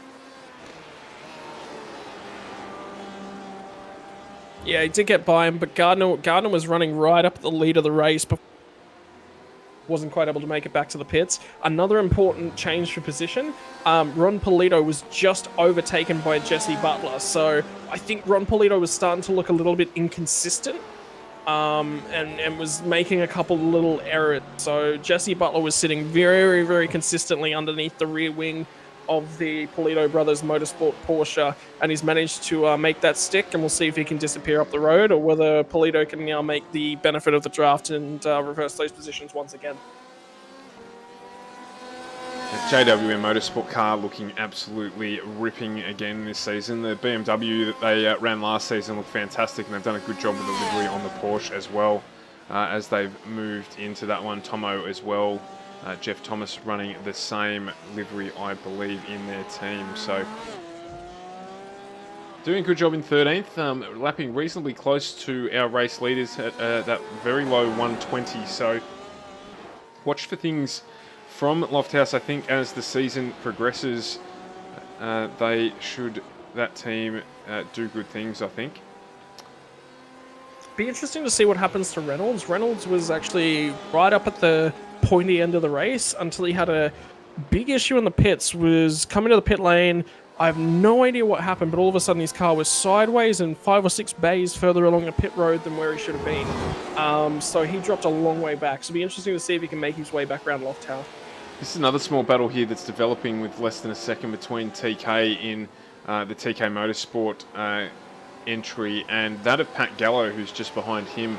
Again, less than a second's gap and closing. So looking at the two, no real difference in pit strategy other than Gallo had to take on more fuel.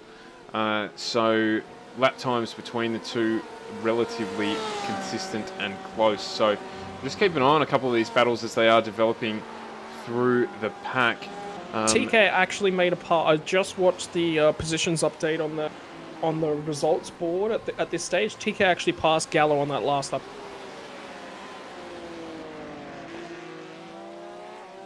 Well, that explains it then, and he is now moving off into the distance a little bit there. This Lee Vandenberg, Tim Russell battle is still raging as well. Ooh. Yeah, Nick Lofty is doing a great job. He will feature, I have no doubt, in the top 10 in this category as we move through the season. So just getting real loose there, Vandenberg in the BMW. We didn't see if he took tyres, but looking at his pit transition time and certainly his stationary time at 1:09 there, definitely suggesting that he did in that BMW. So the track temperature probably paying a little bit more into this than we probably first expected. So tyre degradation not ideal, but the track will continue to cool, and we should see a little bit more speed out of these guys as the track reaches that sort of ultimate position where the temperature and the grip levels are at their best. Yeah, I'm curious to see whether that temperature continues. To me, it's getting to the point where it should just start to hold it. We're just sort of working our way slowly back through the field. You can actually have a look at the front bumper when you get a moment of Lee Vandenberg's BMW. Right on the front right-hand corner of that, it's actually got a little bit of crinkle, so he'll be losing a small amount of straight line speed. And if he's not careful in managing that and manages to find another barrier, whether that be a slower car, a faster car, whatever, he'll actually start to overheat his engine. So that'll be something that he'll be managing for the rest of the race.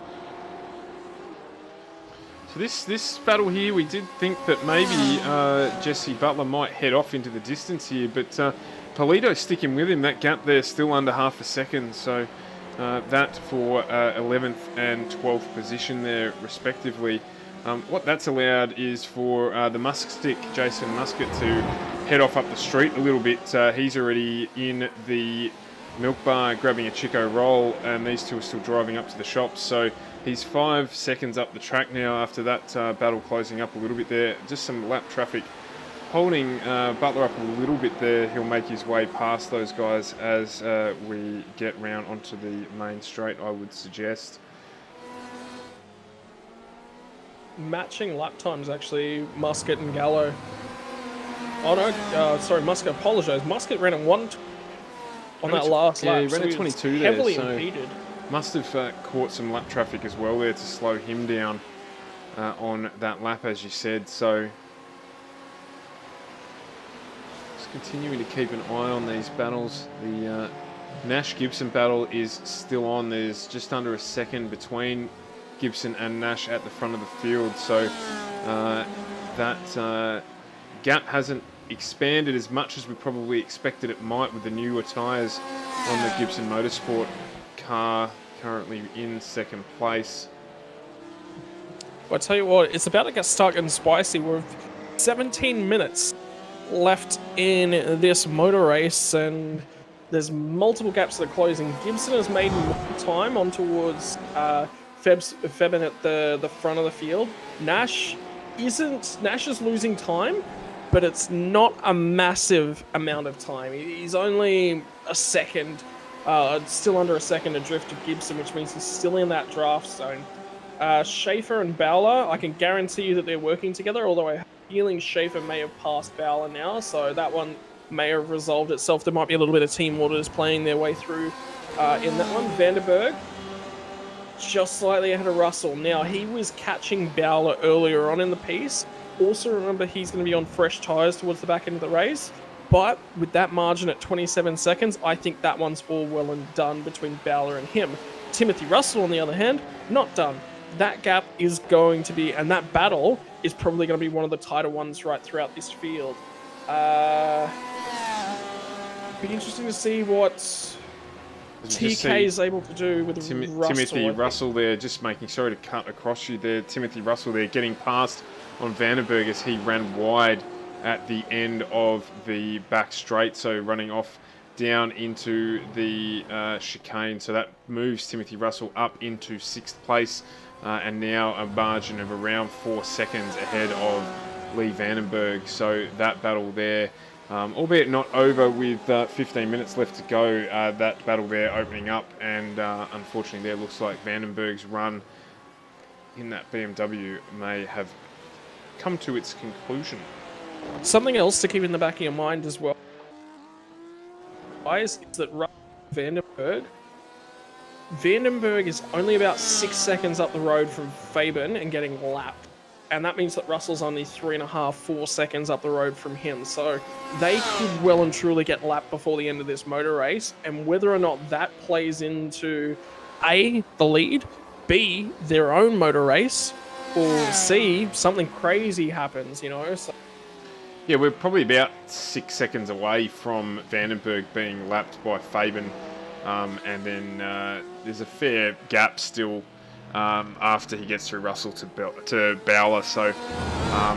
Bowler. So it's it's certainly going to be up there for that one. I think that's probably where that will stop. Just check in on this battle here. So Lofthouse has cleared out from Wade Reynolds, 16 seconds up the road now. Adam Gardner 8 seconds further up on him. Gardner still the fastest man on the track last lap as well. So he is doing a great job to try and catch up to Ron Polito in front of him, albeit on the last lap, Ron Polito also putting in his actual fastest lap of the race. So matching the pace there to try and keep his position in 12th there with Jesse Butler that little bit further up the road, only half a second in front of Polito. I'd actually like to take this opportunity to thank not just our sponsors for all the support that they give right throughout the series, but everyone that's actually tuned in. I'm just looking at the Facebook numbers. We actually ticked over 30 viewers, concurrent viewers at one point there just before, and we've currently got 9 viewers over on Twitch. We're up to 14, 15 viewers throughout the evening. That's 45 people watching. We hope that you are enjoying the show and that you are indeed enjoying everything. Click the follow button, both on Facebook. Go ahead, click that like button, click the follow button over on FGM ECast. We bring you racing content right throughout the week, sometimes throughout the weekend. If you're interested in iRacing, if you're interested in sim racing, if you're interested in something to fill that racing void, well, you'll find it right here most nights of the week.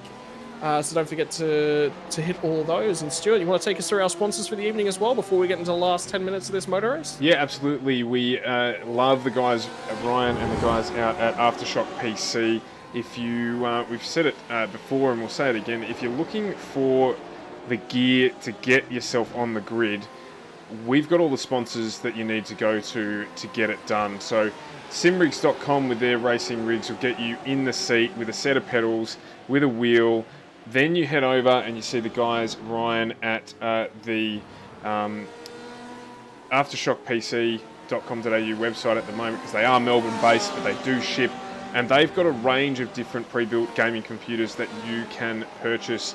They build the PC, they send it out to you, you unbox it, plug it in, turn it on, and you're off and running.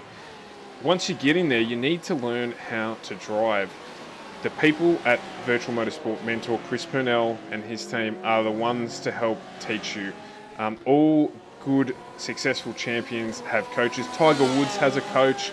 The Serena Williams, the Williams sisters, everyone's got a coach. People who race sim racing professionally also have coaches. Virtual Motorsport Mentor is the place to go for that. We are a Razer affiliate and streamer partner. We use Razer gear in our streams, so we thank them for jumping on board as well. And of course, as you know, this is a FGM ECast production, and we love bringing this racing to you. So, as I said, if you are bored, we're trying to expand our stream. Turn on that notification button so you know when we're live. Thursday night, Super GT night, from 6 p.m. until around about 10:30, we bring you GT racing for the evening, starting with our New Zealand SR series in the early part of the evening, and then the AEE series consisting of GT4 racing followed by GT3 GTE racing for the balance of the evening. We've got NASCAR, we've got everything that you need to. So as you said, jump on board, have a look, follow the pages. We appreciate your support, and certainly so do our sponsors. And you know who we have forgotten to thank in all of this as well? The sponsors. The drivers? The drivers, of course. Without the drivers, we have no show to bring to the fantastic people that are following along with us now, but also the sponsors of their cars. A lot of these guys do have affiliations and sponsors, and as always with any form of motorsport, and we touched on it earlier in the stream, it's expensive to go racing, it's expensive to go sim racing, it's all relative. The good news about sim racing is you're unlikely to pile your sim rig into the fence and cause hundreds of thousands of dollars damage. You might do, but it's unlikely. So But there are people that sponsor these guys and help get them on the track and give them time and pay for sessions for them. So all of our sponsors there who've jumped on board with our cars, we thank you as well for helping them get out on the track and enabling us to bring them to you live on our stream. Yeah, all right, that's... Did I miss anyone? Oh, man, Did I it's a forget mouthful. anything? Oh, I was literally just going to say... To be the sort of content that would support your business, please don't hesitate to reach out to FGM ECast on Facebook. That's probably going to be the best way to get in contact with us. The other option is, Stuart, your email address. What's the best one? Is literally stuart@fgmecast.com. We have a whole heap of packages. We can get your business exposed to our audience in the right way, and you know, it might be a new audience for your business to expand into, but there's plenty of eyeballs on this stuff at the moment, particularly as Victoria is in lockdown. So good time to jump on board. We do still have packages available, and we can tailor-made something to your liking. Lots of different series with lots of blank canvas to slap your slogan on, or certainly we can tailor and add to your brand and bring that to our viewers during the race. All right, so back into the racing content now. On the clock, I've been watching Brendan Nash for the last couple of laps. You can actually see the fatigue and the tyre wear starting to him. Gibson's now put 2 seconds on him, and I'd say that's just going to continue to open up. I would not expect that to close anytime soon. He's just been grabbing tiniest little bits of grass here, there, and everywhere. A little bit on the exit of corners, a little bit of grass right as he runs through corner number 1 on the track as well. He managed to dodge it that time around, but last lap he actually put a tyre in the dirt there, so... And of course, while we were going through our beautiful sponsors and thanking our fantastic audience for contributing to our stream, this battle that we were watching has closed up. So we're now battling for 10th position with Jason Muscat, who has just run a little bit wide there. He's actually given up 10th position as we speak of it to Jesse Butler, and it looks like he's going to lose a position to Polito there as he has run wide on the exit of turn 2.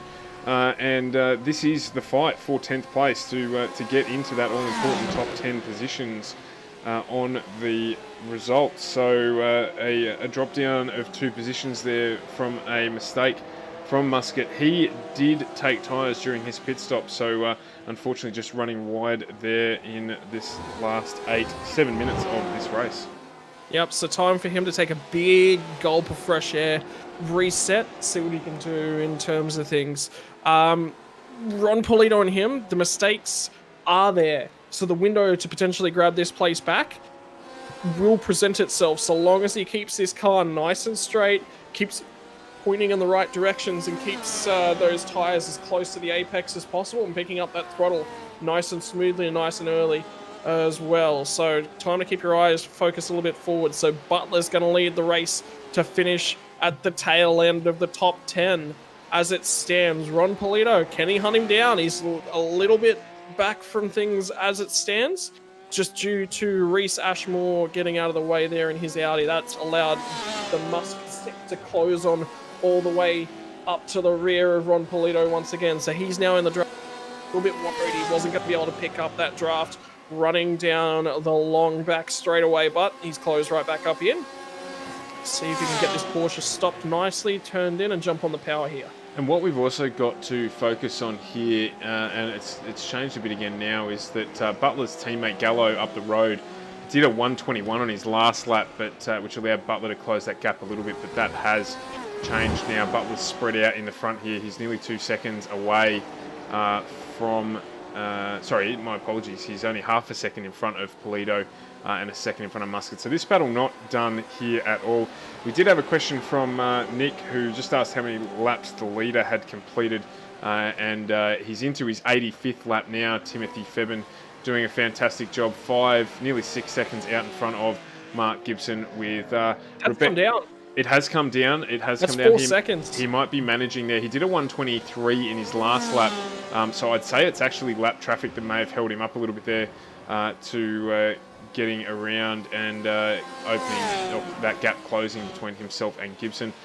We've got Rebecca, who's joined us on board as well, a fantastic supporter of NSR Racing. She's always around watching when the boys are running. So we'll just jump on board with Braden Nash running in third here at the moment. The your boys, Rebecca, got a little bit of damage. They copped a little bit of damage throughout the race here. You can see that on Braden's car, and but Braden and Brock, as usual, pulling another trick out of the bottom of that big bag of magic that they've got with them to pull a no tyre change strategy once again and move themselves and Matty Bowler, their teammate, as well, into third, fourth, and fifth at this stage. So doing a fantastic job. That is a long skip and a jump to put themselves right at the pointy end of the team's championship after round number 1. Just gonna have a quick fantastic look job. through Discord and have a quick look who's scoring the points. I know it's Bowler, and I have a feeling it's Nash, and that Schaefer is actually out in his own. So I'm just going to. You are spot on. Yeah. So team championship wise, it's Nash and Bowler together, and Brock Schaefer is still looking for a teammate to run with in this series. So that sign me up. Sign me up. If you can find a co-commentator on Thursday night, sign me up. If we can find someone, we'll find someone for his car, I think. So that you can still help me out here across the Super GT Thursday evenings. We do have a fortnight until our next Super GT broadcast, and that is only because we have got a new series starting in September, which is a GTE only series out of New Zealand, which is going to jump into this schedule. So keep your eye out for that, as we've got 3.5 minutes to go in this one. Do stick around at the end of the race. We will have our race winners join us here in the combox. It will be a COVID-safe combox. We will be at least 4 square meters apart, and just chatting with the drivers about how they found the race, particularly around the shortest circuit we run at for the year. Yep, absolutely. Now, gap to keep your eyes on is Fabian versus Gibson. Fabian's now moved his way ahead of 2 sets of lapped cars, cleanly through. Gibson has actually made his way through one of the cars as well, and nice and cleanly. I actually saw the gap dip below 5 seconds there momentarily. So Gibson just done almost his fastest lap of the race as well. Fabian is going to have to keep it clean. If there's a mistake and a sniff of an opportunity here, the Corella de Ville Porsche is going to be clambering all over his rear tyre. Alright, looking back through the pack, is it time to look at our favourite little battle pack of Polito, Butler and Muscat? That has opened up actually there. So we've got a very small gap here, and then back to Muscat is 2.8, so we can keep focusing on this battle. Of course, at the end of the race, we do want to bring you Fabian, who has run a fantastic race. Basically, g'day, Liamo. The Fabian has dominated really here. He's qualified on pole and has led this race from the start.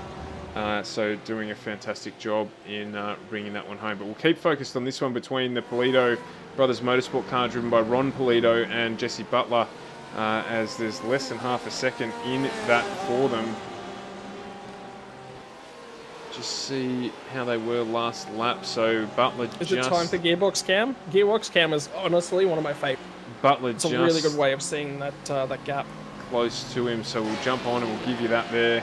As we go around turn 1, we've got, looks like Muscat closed up a fair bit on that lap actually, but he's just run wide again, trying to get that Porsche turned in, and that's cost him again.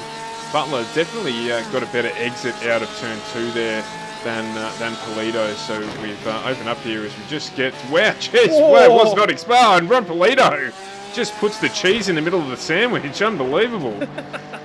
Something I was just noticing over the last or so for these guys is that Ron Polito is very strong under brakes and corner entry, but Jesse Butler gains nearly all of that margin back in the acceleration zone coming out of the corners. So very strong down the long straightaways is Butler. Polito uses the draft to certainly eliminate a chunk of that, and if he can get anywhere near enough to the back of Butler's Porsche, well, you can see Polito Brothers Motorsport car diving down the inside for sure. I have no doubts that he is not afraid to stick his car in the smallest hint of a gap. Yeah, absolutely, and I think that comes down as we enter into 9 seconds, 8 seconds to go, so this will be the last lap of the race. But that could equally just be coming down to car setup for these guys. That's a mid-corner entry and mid-corner speed setup difference. So it could be that the Butler car is running a little bit more preload on the diff and just enjoys the throttle out of the corner in this car. Very important to get that setting right so that you can get the drive out of the corner. And with that lack of preload, of course, that means that the entry and mid-corner speed of the Polito Motorsport Brothers car is going to be better. Oh, wow. He was going to go the big dive. He's gone right down the inside. We're going to see him reappear. Oh, as he gets some air there, Polito, he's put it in the wall. He's put it in the wall, so that is definitely not what he had intended on doing. And that's going to finish him off dropping down the field there. So as we just jump on board with Timothy Febben, who takes the win here in round 1 of season 2 of the Australian Endurance E Championship, brought to you by FGM ECast. A fantastic drive there from Febben, leading from start to finish.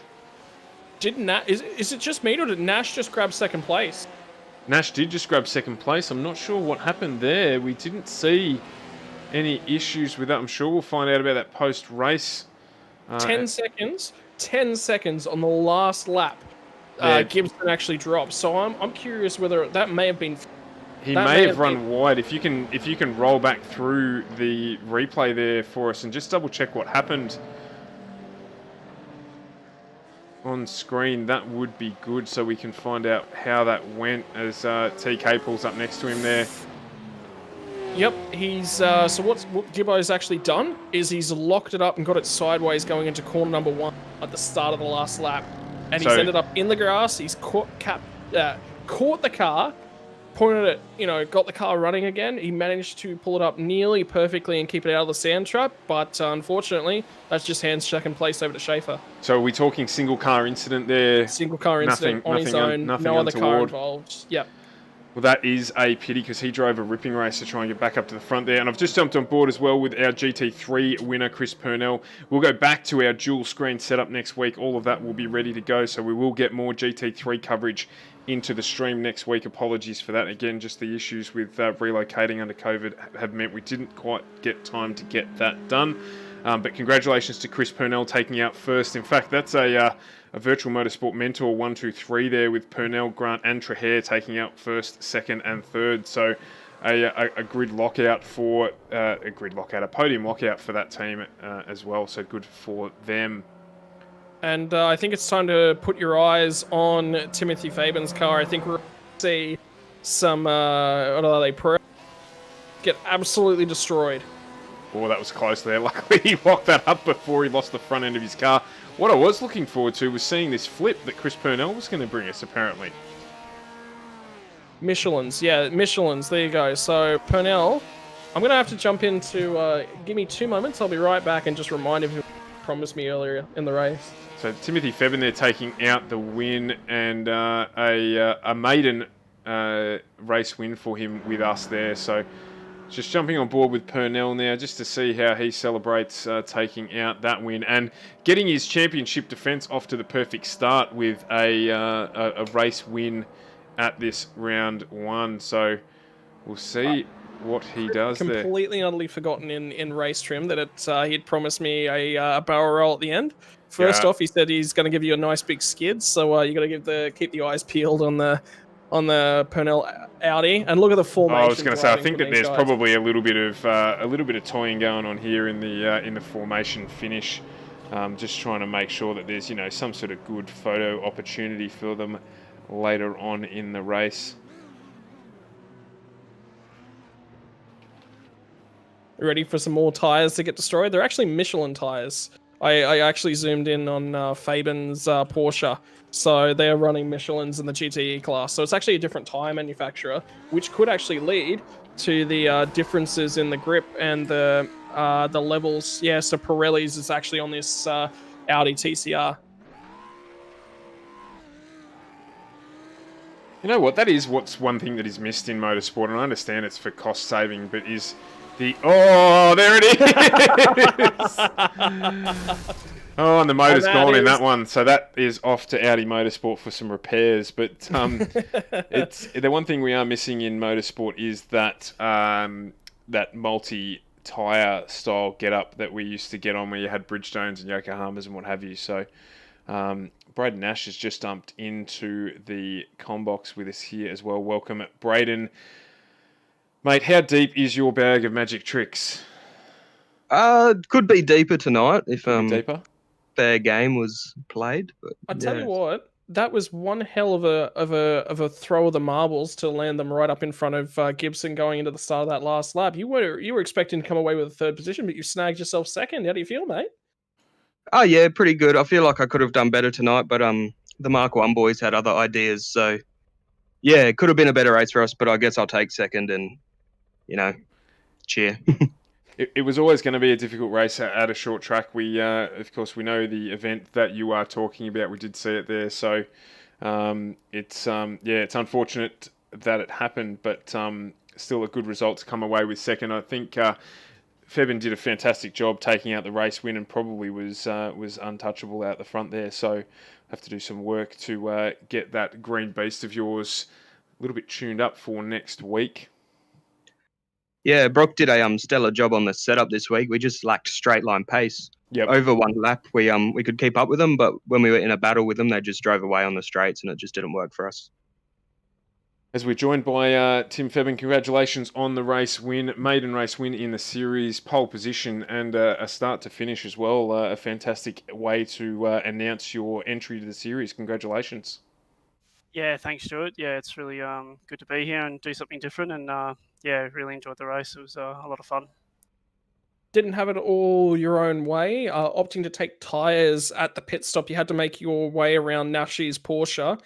Was that a risk, a gamble going for the tyres, or did you just feel the tyre wear was just too high? Look, to be honest, I sort of just went from the past experience of the others that have raced this series, and they sort of thought tyres, but I don't know, lap times are sort of dictating that you could probably go without. So yeah, it was just one of those things. I thought that given that I think I had about 10 or 11 seconds back to second place. I forgot his name, but Gibson. Yeah, Gibson. So I thought, given that, I would have a go at tyres. But yeah, look, Braden's pace seemed pretty good. Like I wasn't that much quicker than him. So next time out, do you think you'll be taking a leaf out of the NSR Porsche's book and potentially looking at the alternative strategy of no tyres? They were one of the NSR Porsches, I can confirm, were one of only about a few cars that didn't take tyres. So you were on the common strategy and they were on the alternate strategy. Maybe a change up next time. Yeah, potentially. Yeah, I think, given probably where I was, it probably would have paid off, because, I mean, you would have been so far down the road, even with, a fair bit less pace, you probably would have hung on. But, probably safe to take tyres. So, yeah, sort of all worked out in the end. The consistency was absolutely mind-blowing. Did you put a foot wrong at any stage? Was there any off-tracks, locked tyres, or...? Yeah, it was pretty good, to be honest. But I had a little half spin, only probably with a few laps to go, just around the final couple of turns. But that was about it. But yeah, no, look, the setup and stuff and the Porsche felt really solid. So yeah, it wasn't too bad. All right, congratulations! Great celebration, and those Michelin tires are certainly no longer capable of being used in any future races. That's for sure. Have a great night, mate. Thanks, Scott. So we've just been joined by the podium, the flippers, I don't know what else you want to call them after that little display that was put on at the end of the race there. But we've got the podium for our GT3 series joining us. Chris, the perfect start to your championship defence, mate. 30 points into the kitty, and a 1-2-3 for the VMM boys. So a good start. Yeah, absolutely stoked, man. Race couldn't have gone much better, to be honest with you. I felt a little bit worried about the car coming into it. Wasn't sure how it was going to perform on the long run, and the thing just come to life at about lap 15. So couldn't be happier, and massive shout out to the boys. They've worked really hard the last 24 hours to get ready for this, and we'll be excited for the next round for sure. So, boys, how does it feel to finally dump Chris after having to listen to him and let him coach you all the time? You finally get to send him flying. That was a good bit of fun, that's for sure. It was Chris is awesome for us, man. He's a big help. You know, he's shown us all a lot, and yeah, that was just a good little send for him. Get him up in the air, land the flip. Yeah, a lot of fun, And Reese, Luke, new to the series, obviously first time out with us as well. How did you find battling on such a small track, particularly obviously with the speed differential there? Not that great between the GTEs and yourselves. So how did you find the traffic management aspect of the race? It made a lot of difference, that's for sure. I mean, it depends on how much you're letting guys by. Really affects your racing. But it was a good time. It was good fun. There's a lot of good racing out there, and some polite GTE drivers and GT3 as well, which made a big difference. Or really makes your race fun. Yeah, I second that. Like, it was just it was a lot smoother than I thought it was going to be. I haven't done a lot at that track myself, so I thought it was going to be a little bit more sort of bunchy, a little bit more argy-bargy. But I thought it was very clean for the most part. And yeah, just guys letting guys through when they sort of needed to, and I thought it was very respectful. We're heading to Road America next week for round 2 of the series, and then we head out to a fortnightly calendar for this one. So Road America, there's a little bit more speed differential, and I think we're going to have a bigger GT3 field at that event as well. So perhaps someone to challenge you guys in your result next week. But thank you very much for racing and putting on the show for us this evening. Thanks a lot, mate. Thank you very much. Just before we let you guys go too far, I just actually want to put the question to Chris. You're probably the best one to ask about this. Heading to Road America, within the GT3 class, do you expect there to be a much larger differential within the speed and stability and the setup design of the cars filling the GT3 field? Yeah, so Mid-Ohio is a bit of a unique circuit because it's so tight and twisty. So it kind of plays a little bit more to the mid-engine style of car, where Road America's a lot of long straights. The corners are mostly 90 degrees, so I think you're going to see the Merc a lot more competitive. The Ferrari, I think, will be about where it was today, but I think the Merc will definitely make a big step forward for next week. So is there going to be potentially a change in car choice for any of you guys? Or are you going to stay with the Audi? We'll be staying with the Audi. It's a little baby.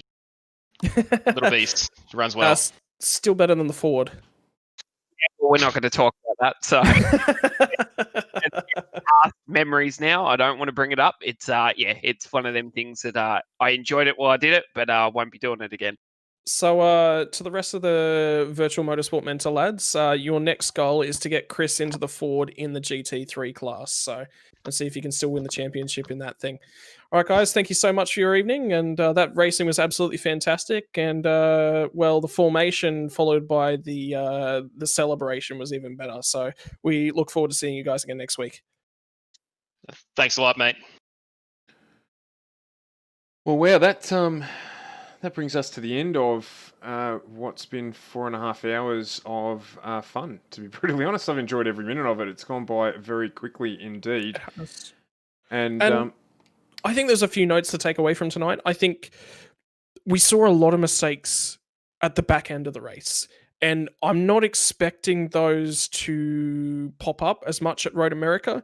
It's much the same, similar to Bathurst, in that you have a couple of long straights that break up all of the twisty sections. There's a little bit more of an opportunity to breathe around the lap.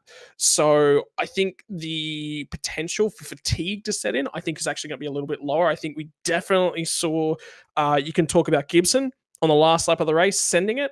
Even Timothy Fabian had a spin coming towards the back end of the race, and potentially the move between Gardner and Schaefer was a little bit here, there, and everywhere. And it'll be interesting to see whether that's spoken about midweek, whether the drivers talk about that one. But whether that's down to fatigue or was so early in the race, I don't think that's really going to factor into it. But Road America for me is I expect to see less of those issues, Stuart.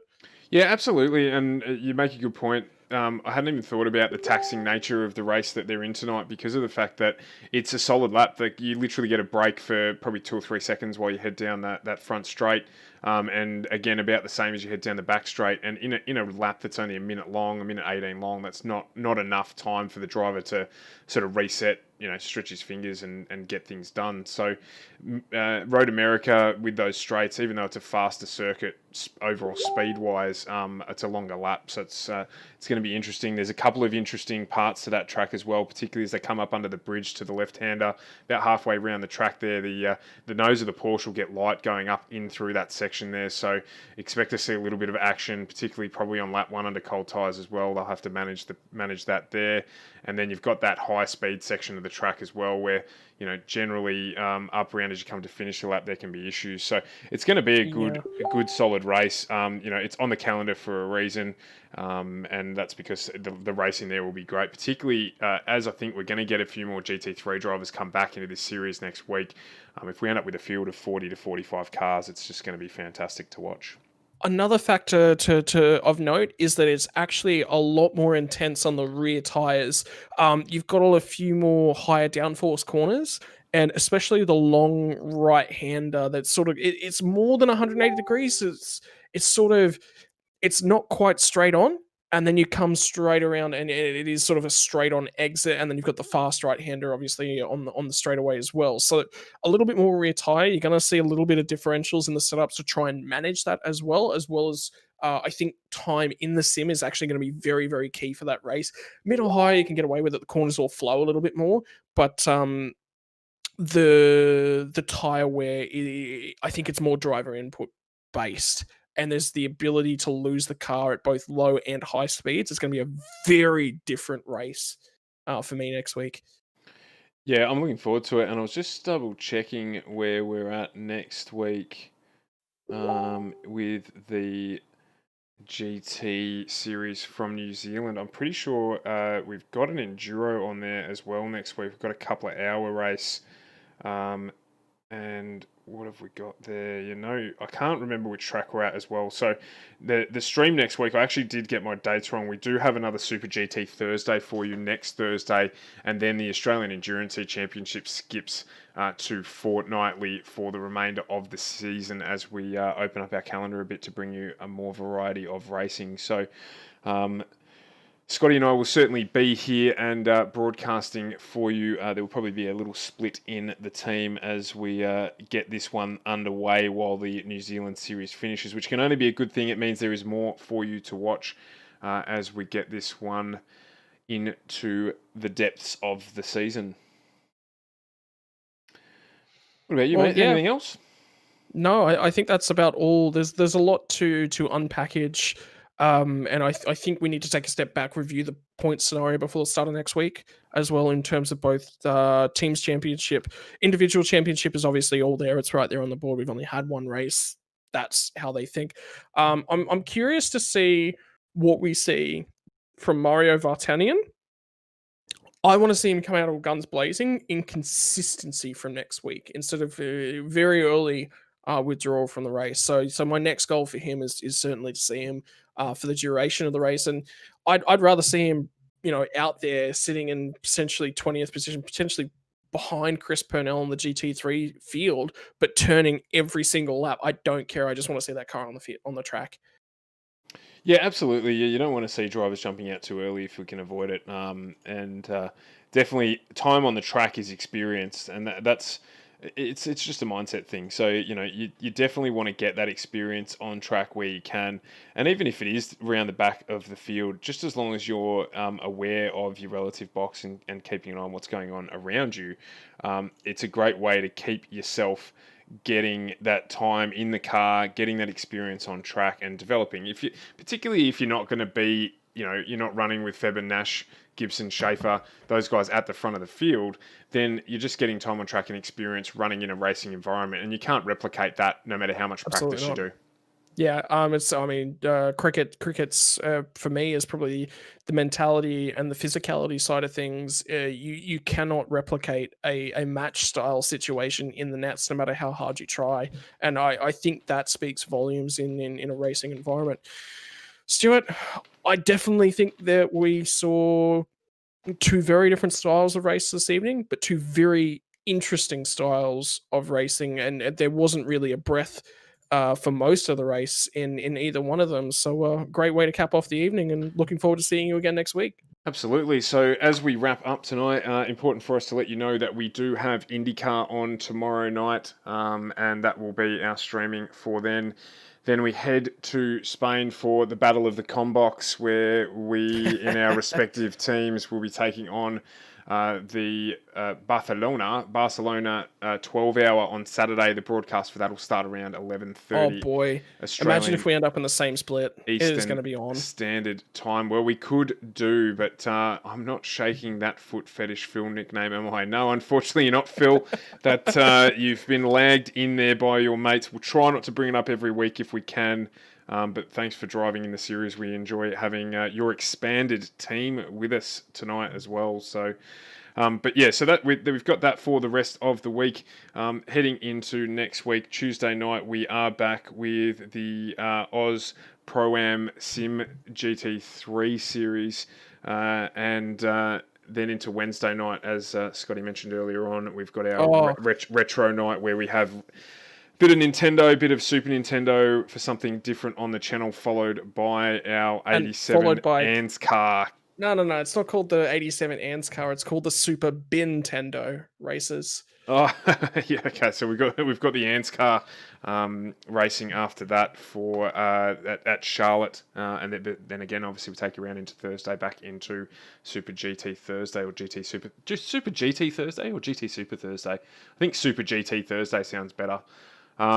So thank you very much for joining us. Massive support on the stream tonight. Really appreciate the comments that keep us going. If anyone can remember which airline it was that ran that slogan, please DM me. It is still bugging me. I couldn't find it during the stream.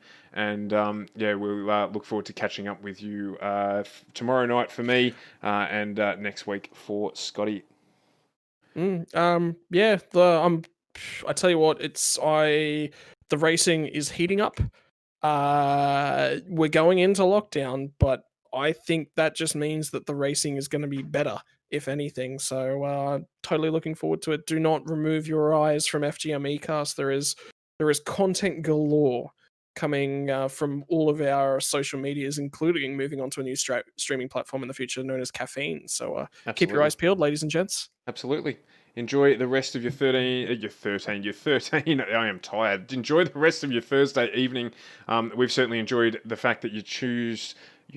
See, I am really struggling. We enjoyed the fact that you chose to tune in to FGM ECast and allowed us to spend some time with you this evening. Tell your friends, tell your family, this is the place to watch esports on the internet, and we will catch up with you when we see you next time. Thanks for watching. Say hi to your mum for me.